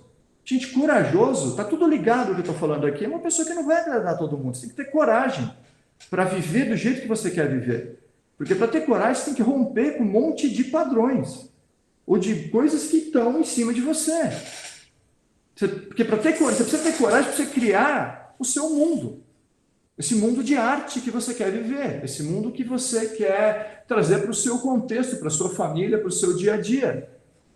Você tem que ter arte e coragem psicológica para se colocar na frente de um público e expressar os seus sentimentos. Por quê? Vamos lá, vivemos numa sociedade, amigos, machista, que fala, que o pai fala para o filho, o homem não chora. Eu, graças a Deus, tive um pai que eu chorei a vida inteira. Eu não tenho problema nenhum em chorar, em me emocionar com as coisas, porque eu nunca tive esse freio. Porque chorar, eu sempre fui assim, acho que é colocar para fora algo que está, às vezes a beleza me emociona. Perfeito? Quem é meu aluno sabe que ele vira e mexe no meio da aula, rola uma lágrima. Porque eu me emocionei com aquilo que eu estou mostrando, assim, com aquela obra de arte, com aquele trabalho que eu estou trazendo. Porque para mim, o homem chora assim, e tem que chorar, e tem que se expressar, falar dos seus sentimentos, das suas ideias. Então, o ato mais corajoso, quem falou isso foi Coco Chanel. Ela falava assim, perdão, faltou ali o nome dela. Ela falava assim, o ato mais corajoso ainda é pensar por si mesmo em voz alta, gente. Porque às vezes você pensa em voz alta, você toma porrada de tudo que é lado. Perfeito? Então, assim, é importante esse tipo de conduta, de se expressar, ser corajoso, se colocar e assim por diante. Quebrar as regras que desafiam esse mundinho fechado que a gente tem, essas coisas que são todas dentro de caixinhas, né? É importante, às vezes, se colocar contra, porque a gente está numa sociedade que não entrega nada para a gente. Começou a nossa palestra de hoje aqui dessa maneira. O que ela oferece em troca? Pessoas sendo asfixiadas por policiais, meninos desprezados lá, um tratamento... Nem vou falar sobre o menino Miguel lá. É isso que a gente recebe em troca? A indiferença com a vida? Não sei, acho que eu acredito na vida, em primeiro lugar, depois vem o resto.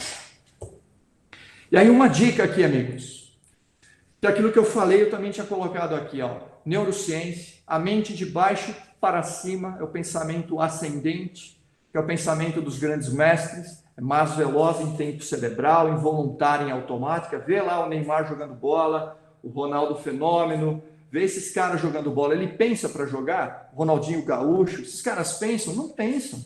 Você fala, cara, que coisa mágica ver aquele cara jogando. O exemplo que eu dei do Michael Jordan, ver aquele cara fazendo uma enterrada, você fala, ele não pensa para jogar, ele não pensava mais porque era involuntário e automático. É lindo ver uma pessoa assim tocando um piano, uma guitarra, um instrumento musical, escrevendo alguma coisa, intuitivo. Uma rede de associações gigantesca, impulsiva e emotiva. Aquele cara que vibra com o gol que ele fez, com a cesta que ele fez, você vê no olho dele a emoção e a fome daquilo. Gestora de modelos mentais. O outro, o pensamento do estudante, das pessoas que desistem. O descendente. E só a paixão vai fazer você transformar o descendente em ascendente. Lenta, voluntária, esforçada, anula os impulsos com motivações emocionais. Ah, eu estou cansado. Ah, eu não gosto disso. O teu cérebro vai fazer você parar o tempo inteiro, porque o cérebro humano quer dormir. A vida inteira ele quer dormir. Ele não quer gastar energia. O corpo humano quer se manter vivo. Então não gaste energia. Capaz de aprender novos modelos, mas com muito esforço. E aí, gente, alguns exemplos aqui que eu coloquei de jogos que no caso, jogos, obras de arte, que não são coisas que sublimaram. Esse jogo Journey, meu mestrado e meu doutorado estão em cima desse trabalho. É um jogo que, na verdade, trabalha emoções o tempo inteiro. Opa, só um minutinho aqui, que pulou. Então, é um jogo que faz você jogar, e um jogo que não te pune, não tem placar, não te escreve nada na tela, mas é de uma profundidade e de uma... remete você às suas paixões e ao entendimento teu, completo, profundo. Aqui, uma das primeiras obras de Vincent van Gogh, era uma época que ele não conseguia usar cor. Ele falava, a cor não está em mim. Ele foi um pintor conhecido pelos seus amarelos, e era uma época que ele não pintava, ele pintava e falava assim, a cor não existe em mim. Aqui ele está pintando o quê? Uma tela marrom, meio esverdeada, e ele pintava os camponeses comendo o quê? O nome dessa obra, Os Comedores de Batata, porque camponês só tinha batata e café para tomar e para comer. Então, ele pintava com as cores da terra, porque a batata sempre saía suja da terra, então ele pintou essa sujeira, essa vida do dia a dia, que ninguém queria isso na época, mas ele estava pintando a emoção, não a razão. O que ele viu, o que ele sentia, a sensibilidade de perceber o outro. Por que ele é um artista completo? 10 anos, gente, 10 anos só de vida. Os maiores gênios, em termos de pintura, pela sua simplicidade. E aí, eu tenho uma poesiazinha aqui, um texto que é o jeito que eu entendo a educação. O jeito que eu encaro, eu acho que as universidades, que os colégios deveriam fazer. Me permitam aqui, por favor, ensino e educação. Todas as escolas do mundo deveriam ser escolas de arte. Escolas simples, com visões claras e objetivas, sem qualquer tipo de confusão e burocracia. Essas escolas teriam como missão libertar e ajudar seus alunos no desenvolvimento de uma mentalidade independente e autossuficiente, totalmente fora da curva. Pois, ao meu ver, escolas de arte ensinam como pensar e não o que pensar.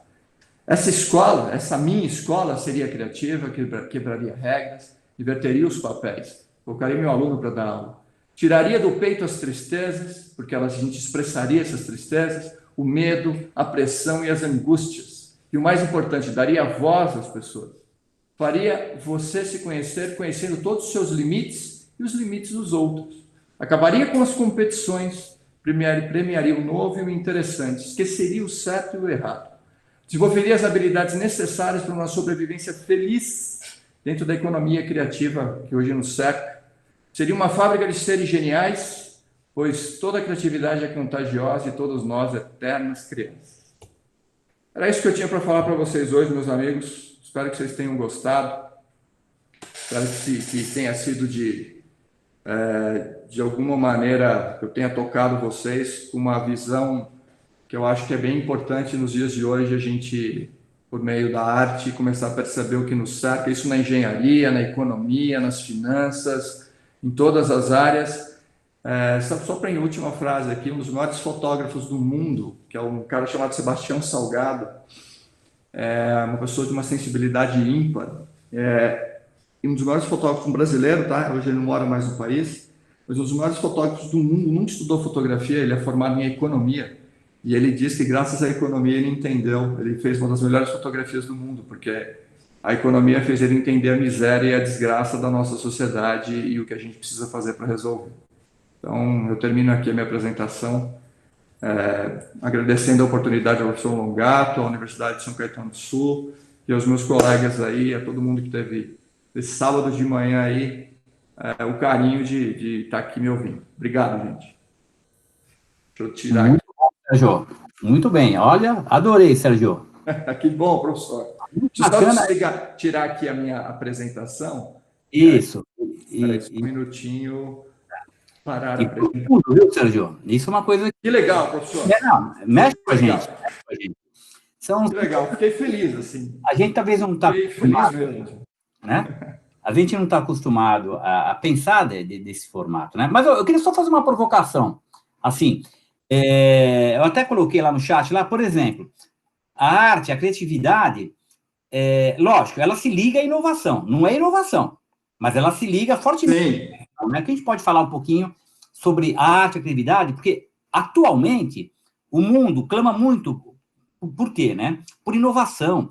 Inovação seja na área ambiental, seja na área da engenharia, da computação, seja na área médica. Então, a inovação é muito forte, é uma palavra muito forte. Como que a gente isso aí? não é a mesma coisa, não são sinônimos, isso eu entendi. Sim. Mas estão bem ligadas, né, Sérgio? Então, professor, eu acho assim, eu tenho uma aula de inovação, eu tenho uma disciplina de inovação, eu acho assim, a inovação, a gente está no momento hoje em dia que a inovação não é em trazer o novo. Então, assim, a inovação está muito ligada à sensibilidade. Vou dar um exemplo aqui do Elon Musk, que eu acho que é fundamental a visão dele, né? Então, ele conseguiu todo o dinheiro que ele conseguiu investindo no PayPal, né? Ele foi o criador do PayPal, vendeu a PayPal, tinha lá $1 bilhãozinho para investir nos seus sonhos. O que ele fez? Ele é um cara que inovou. Então, inovar é ter sensibilidade para perceber e reimaginar processos. Inovar não é um novo. Então, assim, o que ele fez? Ele foi lá, vamos pegar a SpaceX, que acabou de subir, depois de 10 anos aí de jejum, 2 astronautas lá na América do Norte estão lá na estação espacial. Então, assim, a inovação está em repensar todos os processos que existem com uma gestão mais humana, com uma gestão efetiva, com uma gestão que a gente poderia falar assim, em termos financeiros, ele está fazendo as mesmas decolagens com 30% do investimento que a NASA tinha. Então, assim, ele inovou por completo, assim, ele repensou todos os processos. Então, essa inovação está nesse repensar, está em reimaginar esses processos, mas, assim, se aproximando das necessidades dos seres humanos. Eu acho que assim, a gente tem que aproximar as pessoas de uma situação, não criar um ambiente de gestão eficaz 100%, aquela coisa que eu acho que é fundamental, a gente precisa disso, porque a gente está num momento de escassez de matéria-prima no mundo inteiro, um monte de situações, mas, ao mesmo tempo, aproximar as pessoas desse processo. Então, a inovação tem um monte de coisas ligadas nesse processo. Não é só tirar o novo, a gente não vai conseguir fazer. Acho que a inovação, nesse momento, é reimaginar toda essa dinâmica, reimaginar todos os processos que a gente tem hoje em termos de manufatura, produção, organização, para tudo, para todos os setores da nossa sociedade. A gente precisa realmente desse tipo de apontamento. Acho que é uma visão mais humana, mais simplista e mais pé no chão, assim, aproximar as pessoas de um processo que eu acho que cada dia que vai ser mais coletivo e menos individualista. Acho que é por aí, professor. Não, perfeito, existe, lógico, é forte, né? Porque às vezes o pessoal até confunde, ou fala que criatividade e inovação são sinônimos. Não, não. Estão fortemente ligados, com certeza, mas não é sinônimo, né? Não é mesmo, mas assim, mas eu acho que o grande fundamento é esse, a gente ter a capacidade, foi aquilo que eu falei no início, da gente sentar, perceber o nosso entorno, ver o que nos falta, ver o que está acontecendo e reimaginar processos para todas essas dinâmicas. Então, por exemplo, eu nessa aula de inovação que eu tenho, eu pego lá a ONU, né, ela soltou lá algumas necessidades para o mundo nos próximos 20 ou 30 anos. E eu passo isso para os meus alunos, assim, eu começo a fazer eles pensarem nesse tipo de situação. Então, eu acho que assim, daqui para frente, inovação vai estar ligada aos problemas que o mundo vai enfrentar. Então, a gente tem um ambiente de pandemia, a gente tem as marés, você percebe no Brasil já acontecendo em alguns lugares, né, a maré subindo, algumas praias desaparecendo, coisas estranhas acontecendo pela mudança climática. Então, assim, são coisas que vão nos cercar. Então, inovar vai estar em repensar esse monte de situações que nos cercam daqui para frente, que a gente não vai conseguir escapar, que a gente não vai poder virar as costas. O ambiente da pandemia é um deles. Então, assim, eu tenho uma prima minha que é professora de infectologia na Unicamp. E ela coloca esse tipo de situação. Daqui para frente, essa é a primeira das pandemias. Vai ser uma coisa muito comum. Então, assim, é um problema que a gente vai ter que inovar. A gente vai ter que ter um processo, ou seja, o mundo inteiro vai ter que se organizar para que a gente possa ter um laboratório bancado pelo mundo inteiro para a gente poder ter vacinas em tempo hábil, porque essa é a primeira das, é o problema que ela está gerando para as pessoas. Então, assim, todos os problemas que a gente vai ter daqui para frente vão incitar e, vamos colocar assim, colocar para as pessoas essa inovação. Ou seja, inovar vai ter que repensar, olhar os processos e trazer à tona essas soluções que são muito mais humanas do que vamos falar assim, técnicas, né, de aproximação entre as nações, assim. Acho que vai ser um momento de, talvez, que as barreiras aí vão cair, eu não sei o que vai acontecer, mas é bem interessante, acho que é uma visão que eu tenho muito clara, assim. Eu poderia falar, assim, que criatividade não é apenas um talento, né, é mais uma competência, né, que ela se desenvolvida e aperfeiçoada, pelo que eu entendi, né? Com certeza, com certeza.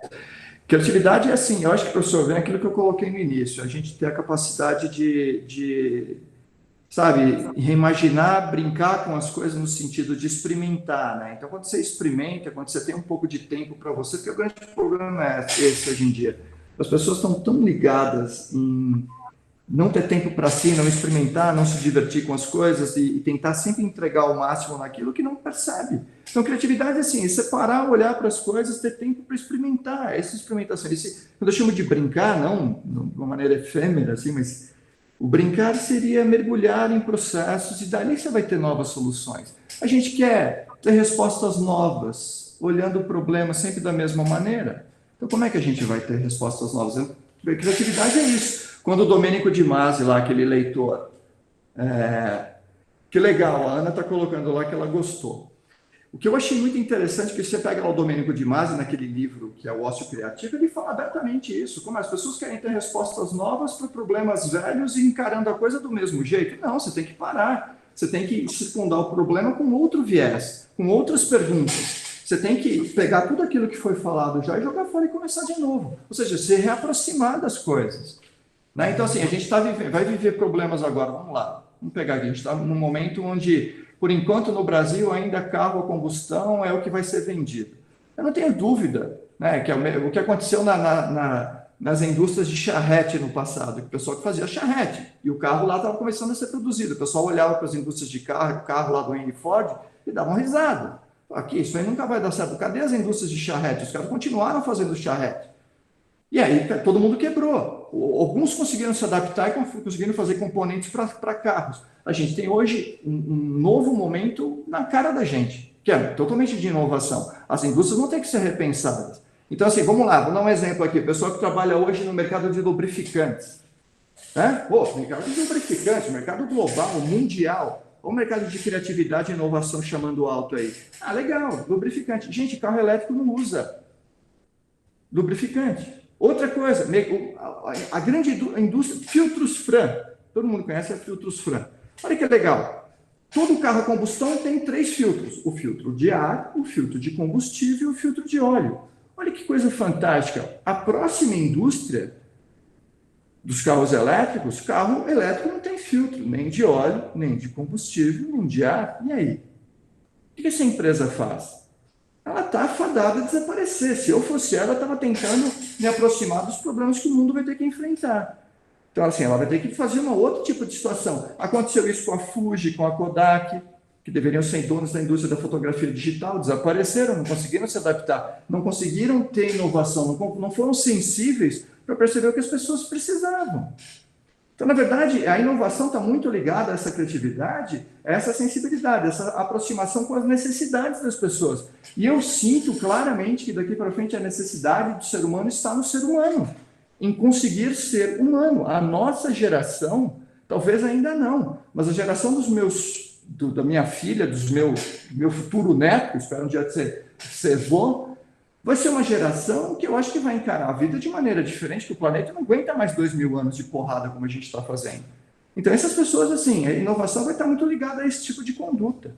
Então, é bonito a gente ver dessa maneira. E eu já percebo no papo que eu tenho com jovens que estão ingressando na universidade hoje com 17, 18 anos, que eles têm uma visão de sucesso bem diferente da visão de sucesso que eu tenho, dos meus pais, dos meus avós.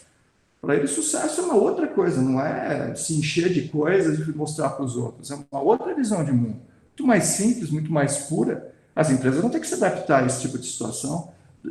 As empresas vão ter que começar a fazer realmente uma produção verde, né, de verdade, porque a gente está num momento que se fala um monte de coisa, mas no dia a dia a gente vê coisas completamente furadas aí, viu? Então, é nesse sentido. Eu acho que a gente está vivendo um momento que a inovação vai ser isso. Essas empresas, tem um monte de mercados hoje que estão fadados a quebrar, a desaparecer. E está na iminência de acontecer isso. E as pessoas estão dormindo. Então, gente, é por aí. Uma trilha que a gente pode ter em mente, não a única, mas ela não é plena e total, mas, por exemplo, coloquei lá, adquira conhecimento, né? Pratique. Uhum. Torne-se um explorador de possibilidades. Com certeza. Falou, não é resumindo tudo, mas...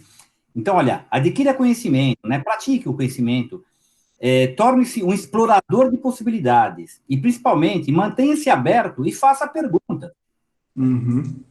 Esse é o E aí, assim, a pergunta certa, né, professor? No sentido de, se você for sensível para perceber o que nos cerca, então é fazer a pergunta certa para não pensar só numa situação, é pensar num todo. A gente, por exemplo, a gente não vê isso, por exemplo, uma visão que eu tenho muito, por exemplo, a nossa política brasileira, que eu acho que é uma política, o jeito pelo qual a gente está vendo, é bem antiga.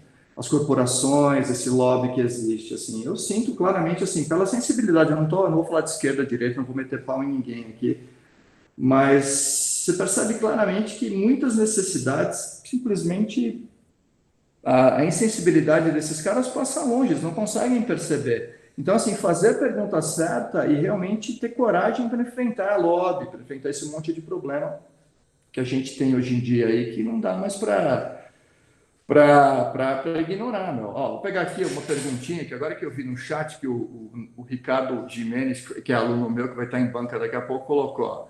Ele falou aqui, ó, já conversamos sobre muitas dessas coisas durante as aulas, mas ainda assim agradeço a palestra. Ele falou da palestra aqui, mas que legal, ó, peraí.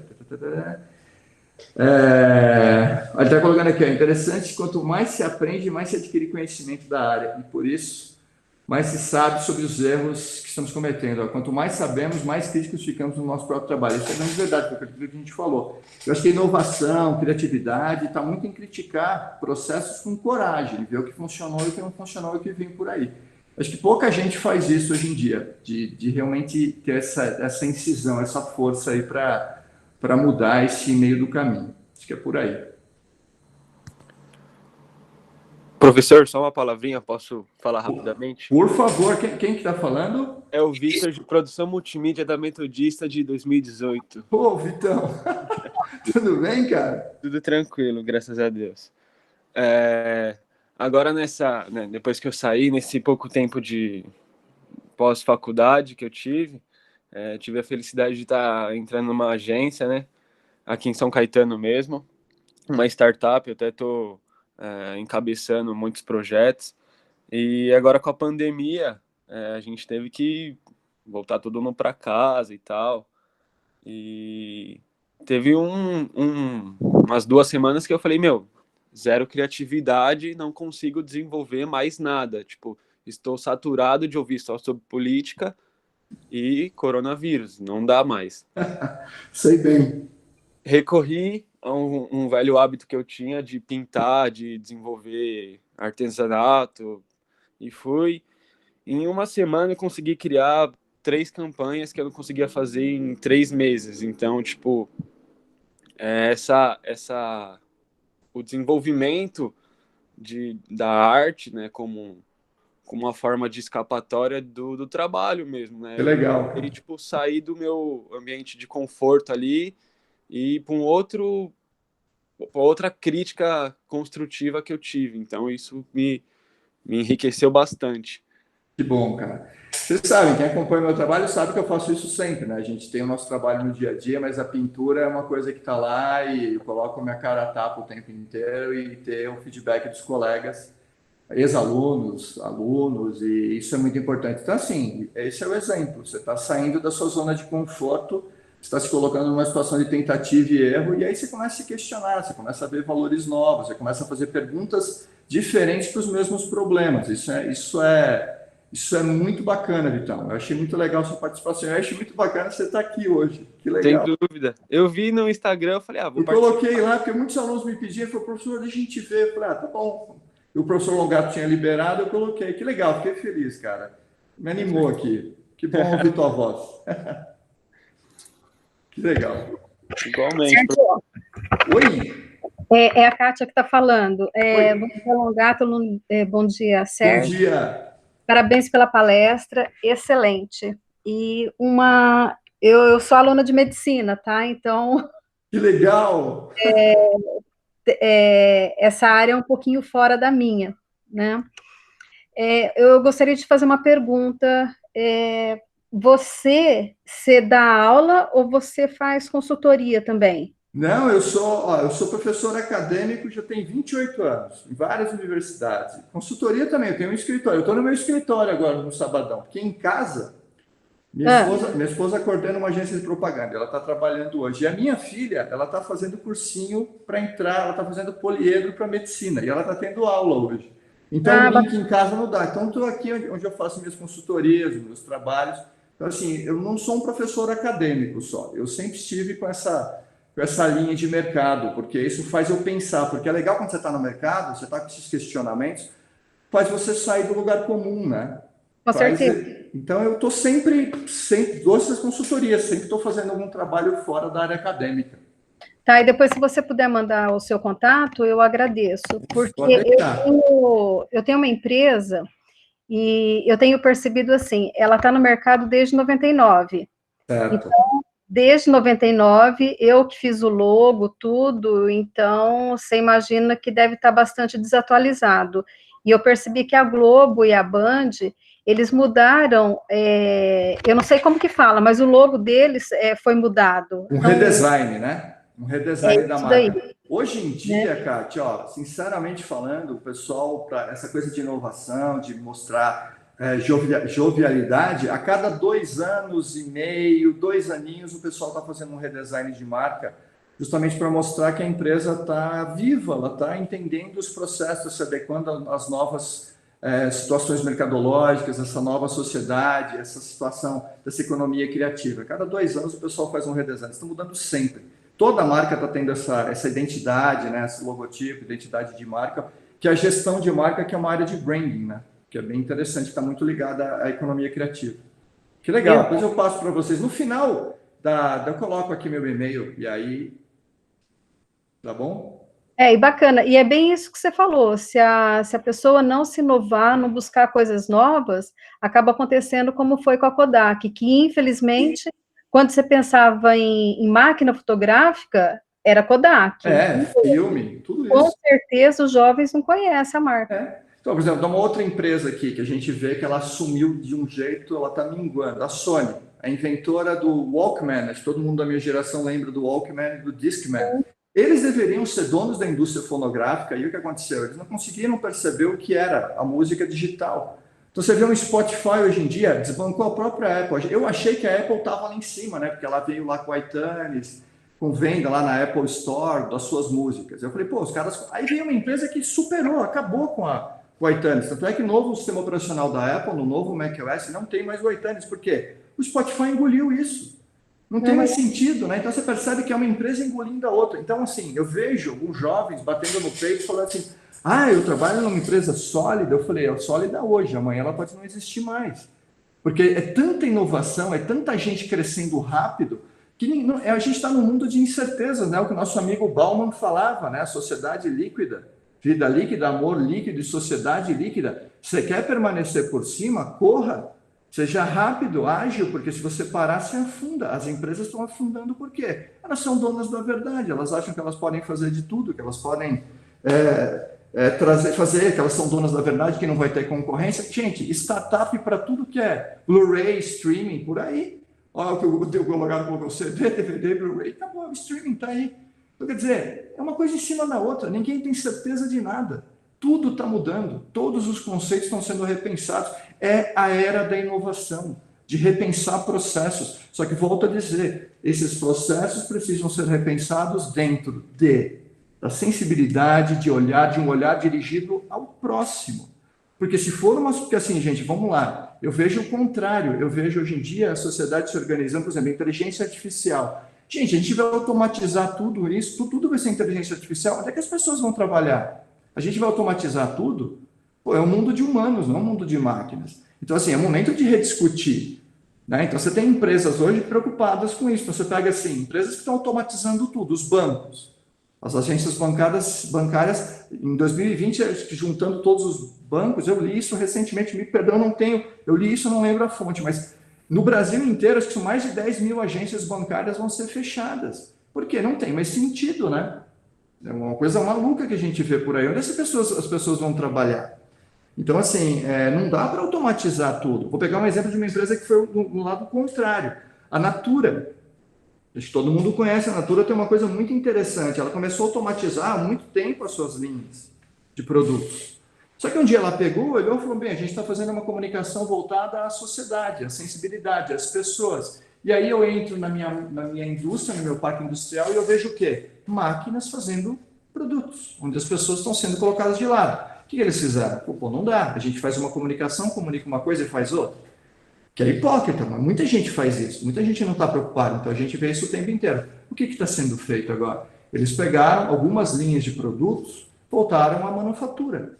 Pegaram pessoas da terceira idade que não conseguem sobreviver com as suas aposentadorias, trouxeram essas pessoas para dentro da empresa, deram condições de horários flexíveis e diferentes para eles, e eles estão com linhas de montagem manuais, produtos que são basicamente produzidos artesanalmente.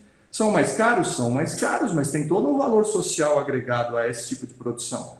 Então, assim, é lindo quando uma empresa coloca esse tipo de movimento para frente. Ou seja, tem um custo maior? Tem, mas estão fazendo um trabalho social. Onde é que as pessoas vão trabalhar? Então, assim, inovação, ao meu ver, do século XXI, que vem por aí, é esse tipo de situação. Agora, se a gente for só em busca do lucro pelo lucro, não sei se a gente vai aguentar. Sinceramente, eu não sei se a gente vai aguentar. Por um tempo, as pessoas até aguentam, mas essa competição que é gerada vai fazer as pessoas desmontarem, perderem a vontade, desistirem. Eu vejo muita gente desistir. Eu sou da área de comunicação. O que eu tenho de colega, meu diretor de arte, que virou outra coisa na vida, não aguentou e pulou fora, tem uma centena. Pessoas que não aguentaram porque um dia perceberam que, bem, não dá mais para viver. Eu tenho uma irmã que foi minha aluna, e uma grande designer, uma grande diretora de arte, uma das maiores agências, tem um Leão de Ouro em Cannes, eu não tenho. E um dia ela olhou para mim e falou, bem, eu não aguento mais. Um dia ela me ligou, falou, pô, não consigo mais entrar na agência, não consigo mais viver o meu dia a dia. Falei, você tem filhos? Tem. Ele falou, não, então vai viver teu sonho. Largou tudo, se organizou, hoje está em Portugal, em Lisboa, virou tatuadora, uma grande desenhista, com cidadã europeia já, e mudou de vida por completo, está fazendo o que gosta, uma grande diretora de arte de comunicação para grandes marcas, está fazendo o trabalho dela no outro lado do mundo, pintando corpos, né? Sendo tatuadora, um trabalho belíssimo, sendo reconhecida e feliz da vida, se reinventou. Ou seja, se reimaginou, ela inovou o processo para ela. Então, ela carrega um monte de coisas no trabalho dela que é muito bonito isso. Tem esse exemplo na minha família, uma coisa que aconteceu com as minhas duas irmãs, que é muito bacana. Eu acho que é por aí, né? Essa inovação ela vai ocorrer em todos os sentidos. Você vê na área médica, tu é uma estudante de medicina, espero que a minha filha um dia também se torne uma estudante de medicina, ela simplesmente, a gente vê aí, doutor consulta, várias situações surgindo, várias coisas acontecendo para aproximar a medicina de pessoas que não têm condição de ter um plano de saúde ou coisa assim. Então, percebem, as coisas estão sendo reimaginadas, estão sendo repensadas. Acho que até a visão que as pessoas têm de médicos hoje em dia, a nova geração de médicos, uma geração talvez mais próxima, mais sensível, né? Uma coisa mais... não sei, as pessoas têm carência de serem ouvidas, né? Eu percebo hoje em dia na área da medicina, posso estar enganado, por favor, me corrija, mas eu acho que as pessoas têm, dentro da medicina, vontade de falar, de contar as coisas. E, recentemente, tendo algumas consultas, eu tive o ano passado, eu perdi um dedo aqui, eu tive um dedo que foi decepado num acidente e ele foi reimplantado. E eu tive que ir muitos médicos, assim. E hoje está bonitinho, está aqui feliz e contente, não tive nem sequela nenhuma. Mas, assim, que eu conversei com médicos e eu tive um feedback tão bacana de alguns médicos, uma proximidade, uma reimaginação, um jeito diferente de fazer a medicina. Pelo menos para comigo, assim, foi muito legal, porque eu cheguei muito abalado, né?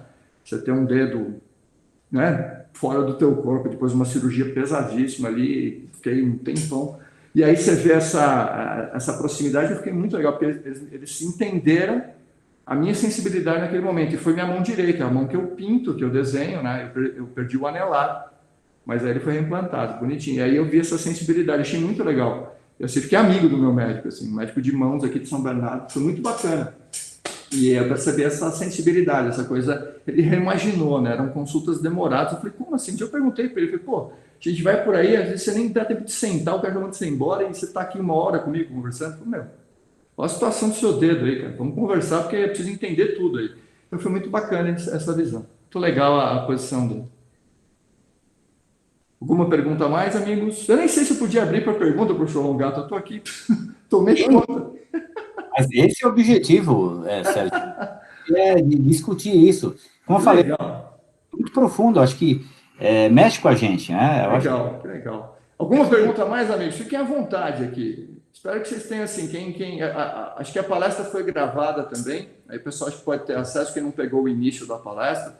Então, eu faço um apanhado grande sobre a sociedade, a construção dessa sociedade doente, por que ela se torna isso, e dou um caminho para os jovens, falo um pouquinho de sensibilidade, então eu explico um pouquinho por que a gente tem que ter arte e criatividade, para que ela serve. Ela serve para libertar as pessoas delas mesmas, que as pessoas comecem a prestar atenção um pouco mais nos outros, que a sensibilidade seja à tona também das empresas, das gestões e coisas assim, né? Que aí as pessoas vão conseguir sobreviver nesse mercado de trabalho, que, volto a dizer assim, eu tenho muitos alunos, tipo uma dezena, muitos alunos mesmo, assim, que abandonaram cursos superiores porque tinham um síndrome do pânico, que estavam completamente assim, de não conseguir mais sair de casa, e quando sentiram o que vinha por aí.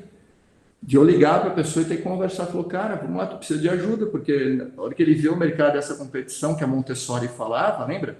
Querem resolver os problemas do mundo, ensinem as pessoas a colaborar e não a competir. A gente só ensinou a competir. Então é por isso que a gente desmontou, né, todo esse processo social, assim. As pessoas não aguentam mais competir. Às vezes elas nem sabem porque elas estão competindo, né? Eu vejo colegas meus em grandes ambientes corporativos que os caras me ligam para mim e falam, cara, eu não aguento mais, meu, eu tenho que passar metade do meu dia prendendo o tapete aqui, que a outra metade estão tentando puxar. Ou assim, cara, difícil, muito difícil. As pessoas acabam desistindo. Será que a gente quer isso para a gente? É isso que eu pergunto sempre. É isso que a gente quer? É esse tipo de sociedade onde tudo é descartável, as pessoas não servem para nada? É o que a gente criou. Eu gosto muito de pensar nas pessoas. Então, assim, quando eu lembro de alguma coisa, de algumas situações, eu gosto de lembrar dos meus amigos. Ó, essa pessoa se encaixa aqui, essa pessoa é assim, assim, assim, assim. Isso é lindo, é bacana, porque somos humanos, né? Não sou uma máquina e jamais serei. E aqui, né? A gente precisa começar a mudar. Eu acho que a área da criatividade, as máquinas vão ter. Não que os algoritmos não vão conseguir fazer arte. Na verdade, já estão fazendo. Mas não é arte de verdade. Não é uma arte de espírito, de sensibilidade. Não é uma arte que vai libertar as pessoas. Na verdade, vai aprisionar, né? Quando eu vejo uma arte produzida com um algoritmo, eu fico me sentindo péssimo. Eu falo, como assim? Isso aí não é arte, isso aí é uma reprodução matemática. A arte é outra coisa, a arte é livre, é efêmera, ela está lidando com uma situação de um sentimento. Máquinas não têm sentimento, né? Algoritmos, talvez um dia, mas agora não. Tem mais alguma pergunta a mais, amigos? Bom. Acho que não. Ô, professor. Oi, quem está falando? É o Vitor. Ô, Vitão. Queria saber se essa apresentação, a aula gravada, vai ficar em algum lugar que eu possa pegar, porque eu não sou aluno, né? Então. Sim, eu faço assim, ó. Me manda eu vou colocar o meu e-mail aqui. Eu acho que eu tenho o seu e-mail. Não, me manda um e-mail, eu te mando a apresentação depois. Eu Fechou. posso mandar para o Longato também, depois ele pode disponibilizar isso, né, professor? Para os colegas. Eu subo no YouTube. Tá. Então, o Longato vai subir a apresentação no YouTube, mas eu vou colocar eu vou mandar, depois você me manda um e-mail, eu mando o meu PDF para ti. Show, fechou. Não tem problema nenhum. Gente, quem quiser no Instagram, deixa eu até colocar aqui o meu Instagram, para quem quiser depois me adicionar, e lá, quem quiser conversar comigo, fique à vontade. Está o meu nome completo, ó, tá? Instagram, tá aqui, e eu tenho também o meu Facebook, que também está como Sérgio da Cia Agenciauskas. Lá, eu sempre tento colocar algumas coisinhas, tá? Fiquem à vontade, por favor, será sempre um prazer responder qualquer dúvida, qualquer situação aí que venha ocorrer. Beleza? Vitor, me manda um e-mail, depois eu te envio. Beleza. Bom? Valeu. Obrigado. Valeu. Bom, Sérgio. Até a próxima aí. Bom, vamos lá. Novamente, se tem mais alguma pergunta, alguma coisa, eu vou colocar isso no YouTube. Eu já coletei o pessoal da USCS, que vale lá o ACC, viu, Sérgio? Aí legal. Então é isso. Eu quero agradecer você, Sérgio. Muito obrigado, professor. Está convidado mais umas 10 vezes aí para vir mais. O que hora que precisar, eu tenho outras palestras também, assim, eu gosto muito dessa parte, eu gosto muito tocar as pessoas, a cabeça das pessoas com essas visões, assim, que não são racionais 100%, mas elas são emocionais. É importante a gente trazer à tona um pouco de emoção aí, nesse momento tão complexo que a gente está vivendo. E volto a dizer assim, né, eu eu ligo a televisão, eu realmente perco vontade, eu deixo de acreditar um pouquinho nessa sociedade, viu? Porque agradeço muito a oportunidade, João Gato, sério, pode contar comigo, agradeço os alunos aqui, aos professores que assistiram no sabadão de manhã. Eu me empolguei bastante aí com a história e se precisarem, podem contar comigo. Obrigado, viu, João Gato? Foi um grande prazer. Beleza. Eu que agradeço, Sérgio. Agradeço a todos aí, ainda que estão aí. Alguns têm que sair, talvez vai para outra apresentação, alguma coisa. Mas agradeço a todos aí. Ó, a Aline está sempre aí com a gente, né? Legal, Aline. Lucas Dantas, ó, várias pessoas aí, tá bom? Então, obrigado. Um bom fim de semana a todos. E vamos começar já a praticar, né? Nós somos humanos, certo? Com certeza. As nossas emoções, né? A razão é importante. Mas as nossas emoções que vão moldar o que a gente vai ser no futuro. Com certeza. Obrigado, gente. Bom final de semana para todo mundo. Um abraço a todos, pessoal. Abraço. Bom tchau, tchau. Se cuidem. Se cuidem. Vou interromper aqui a gravação.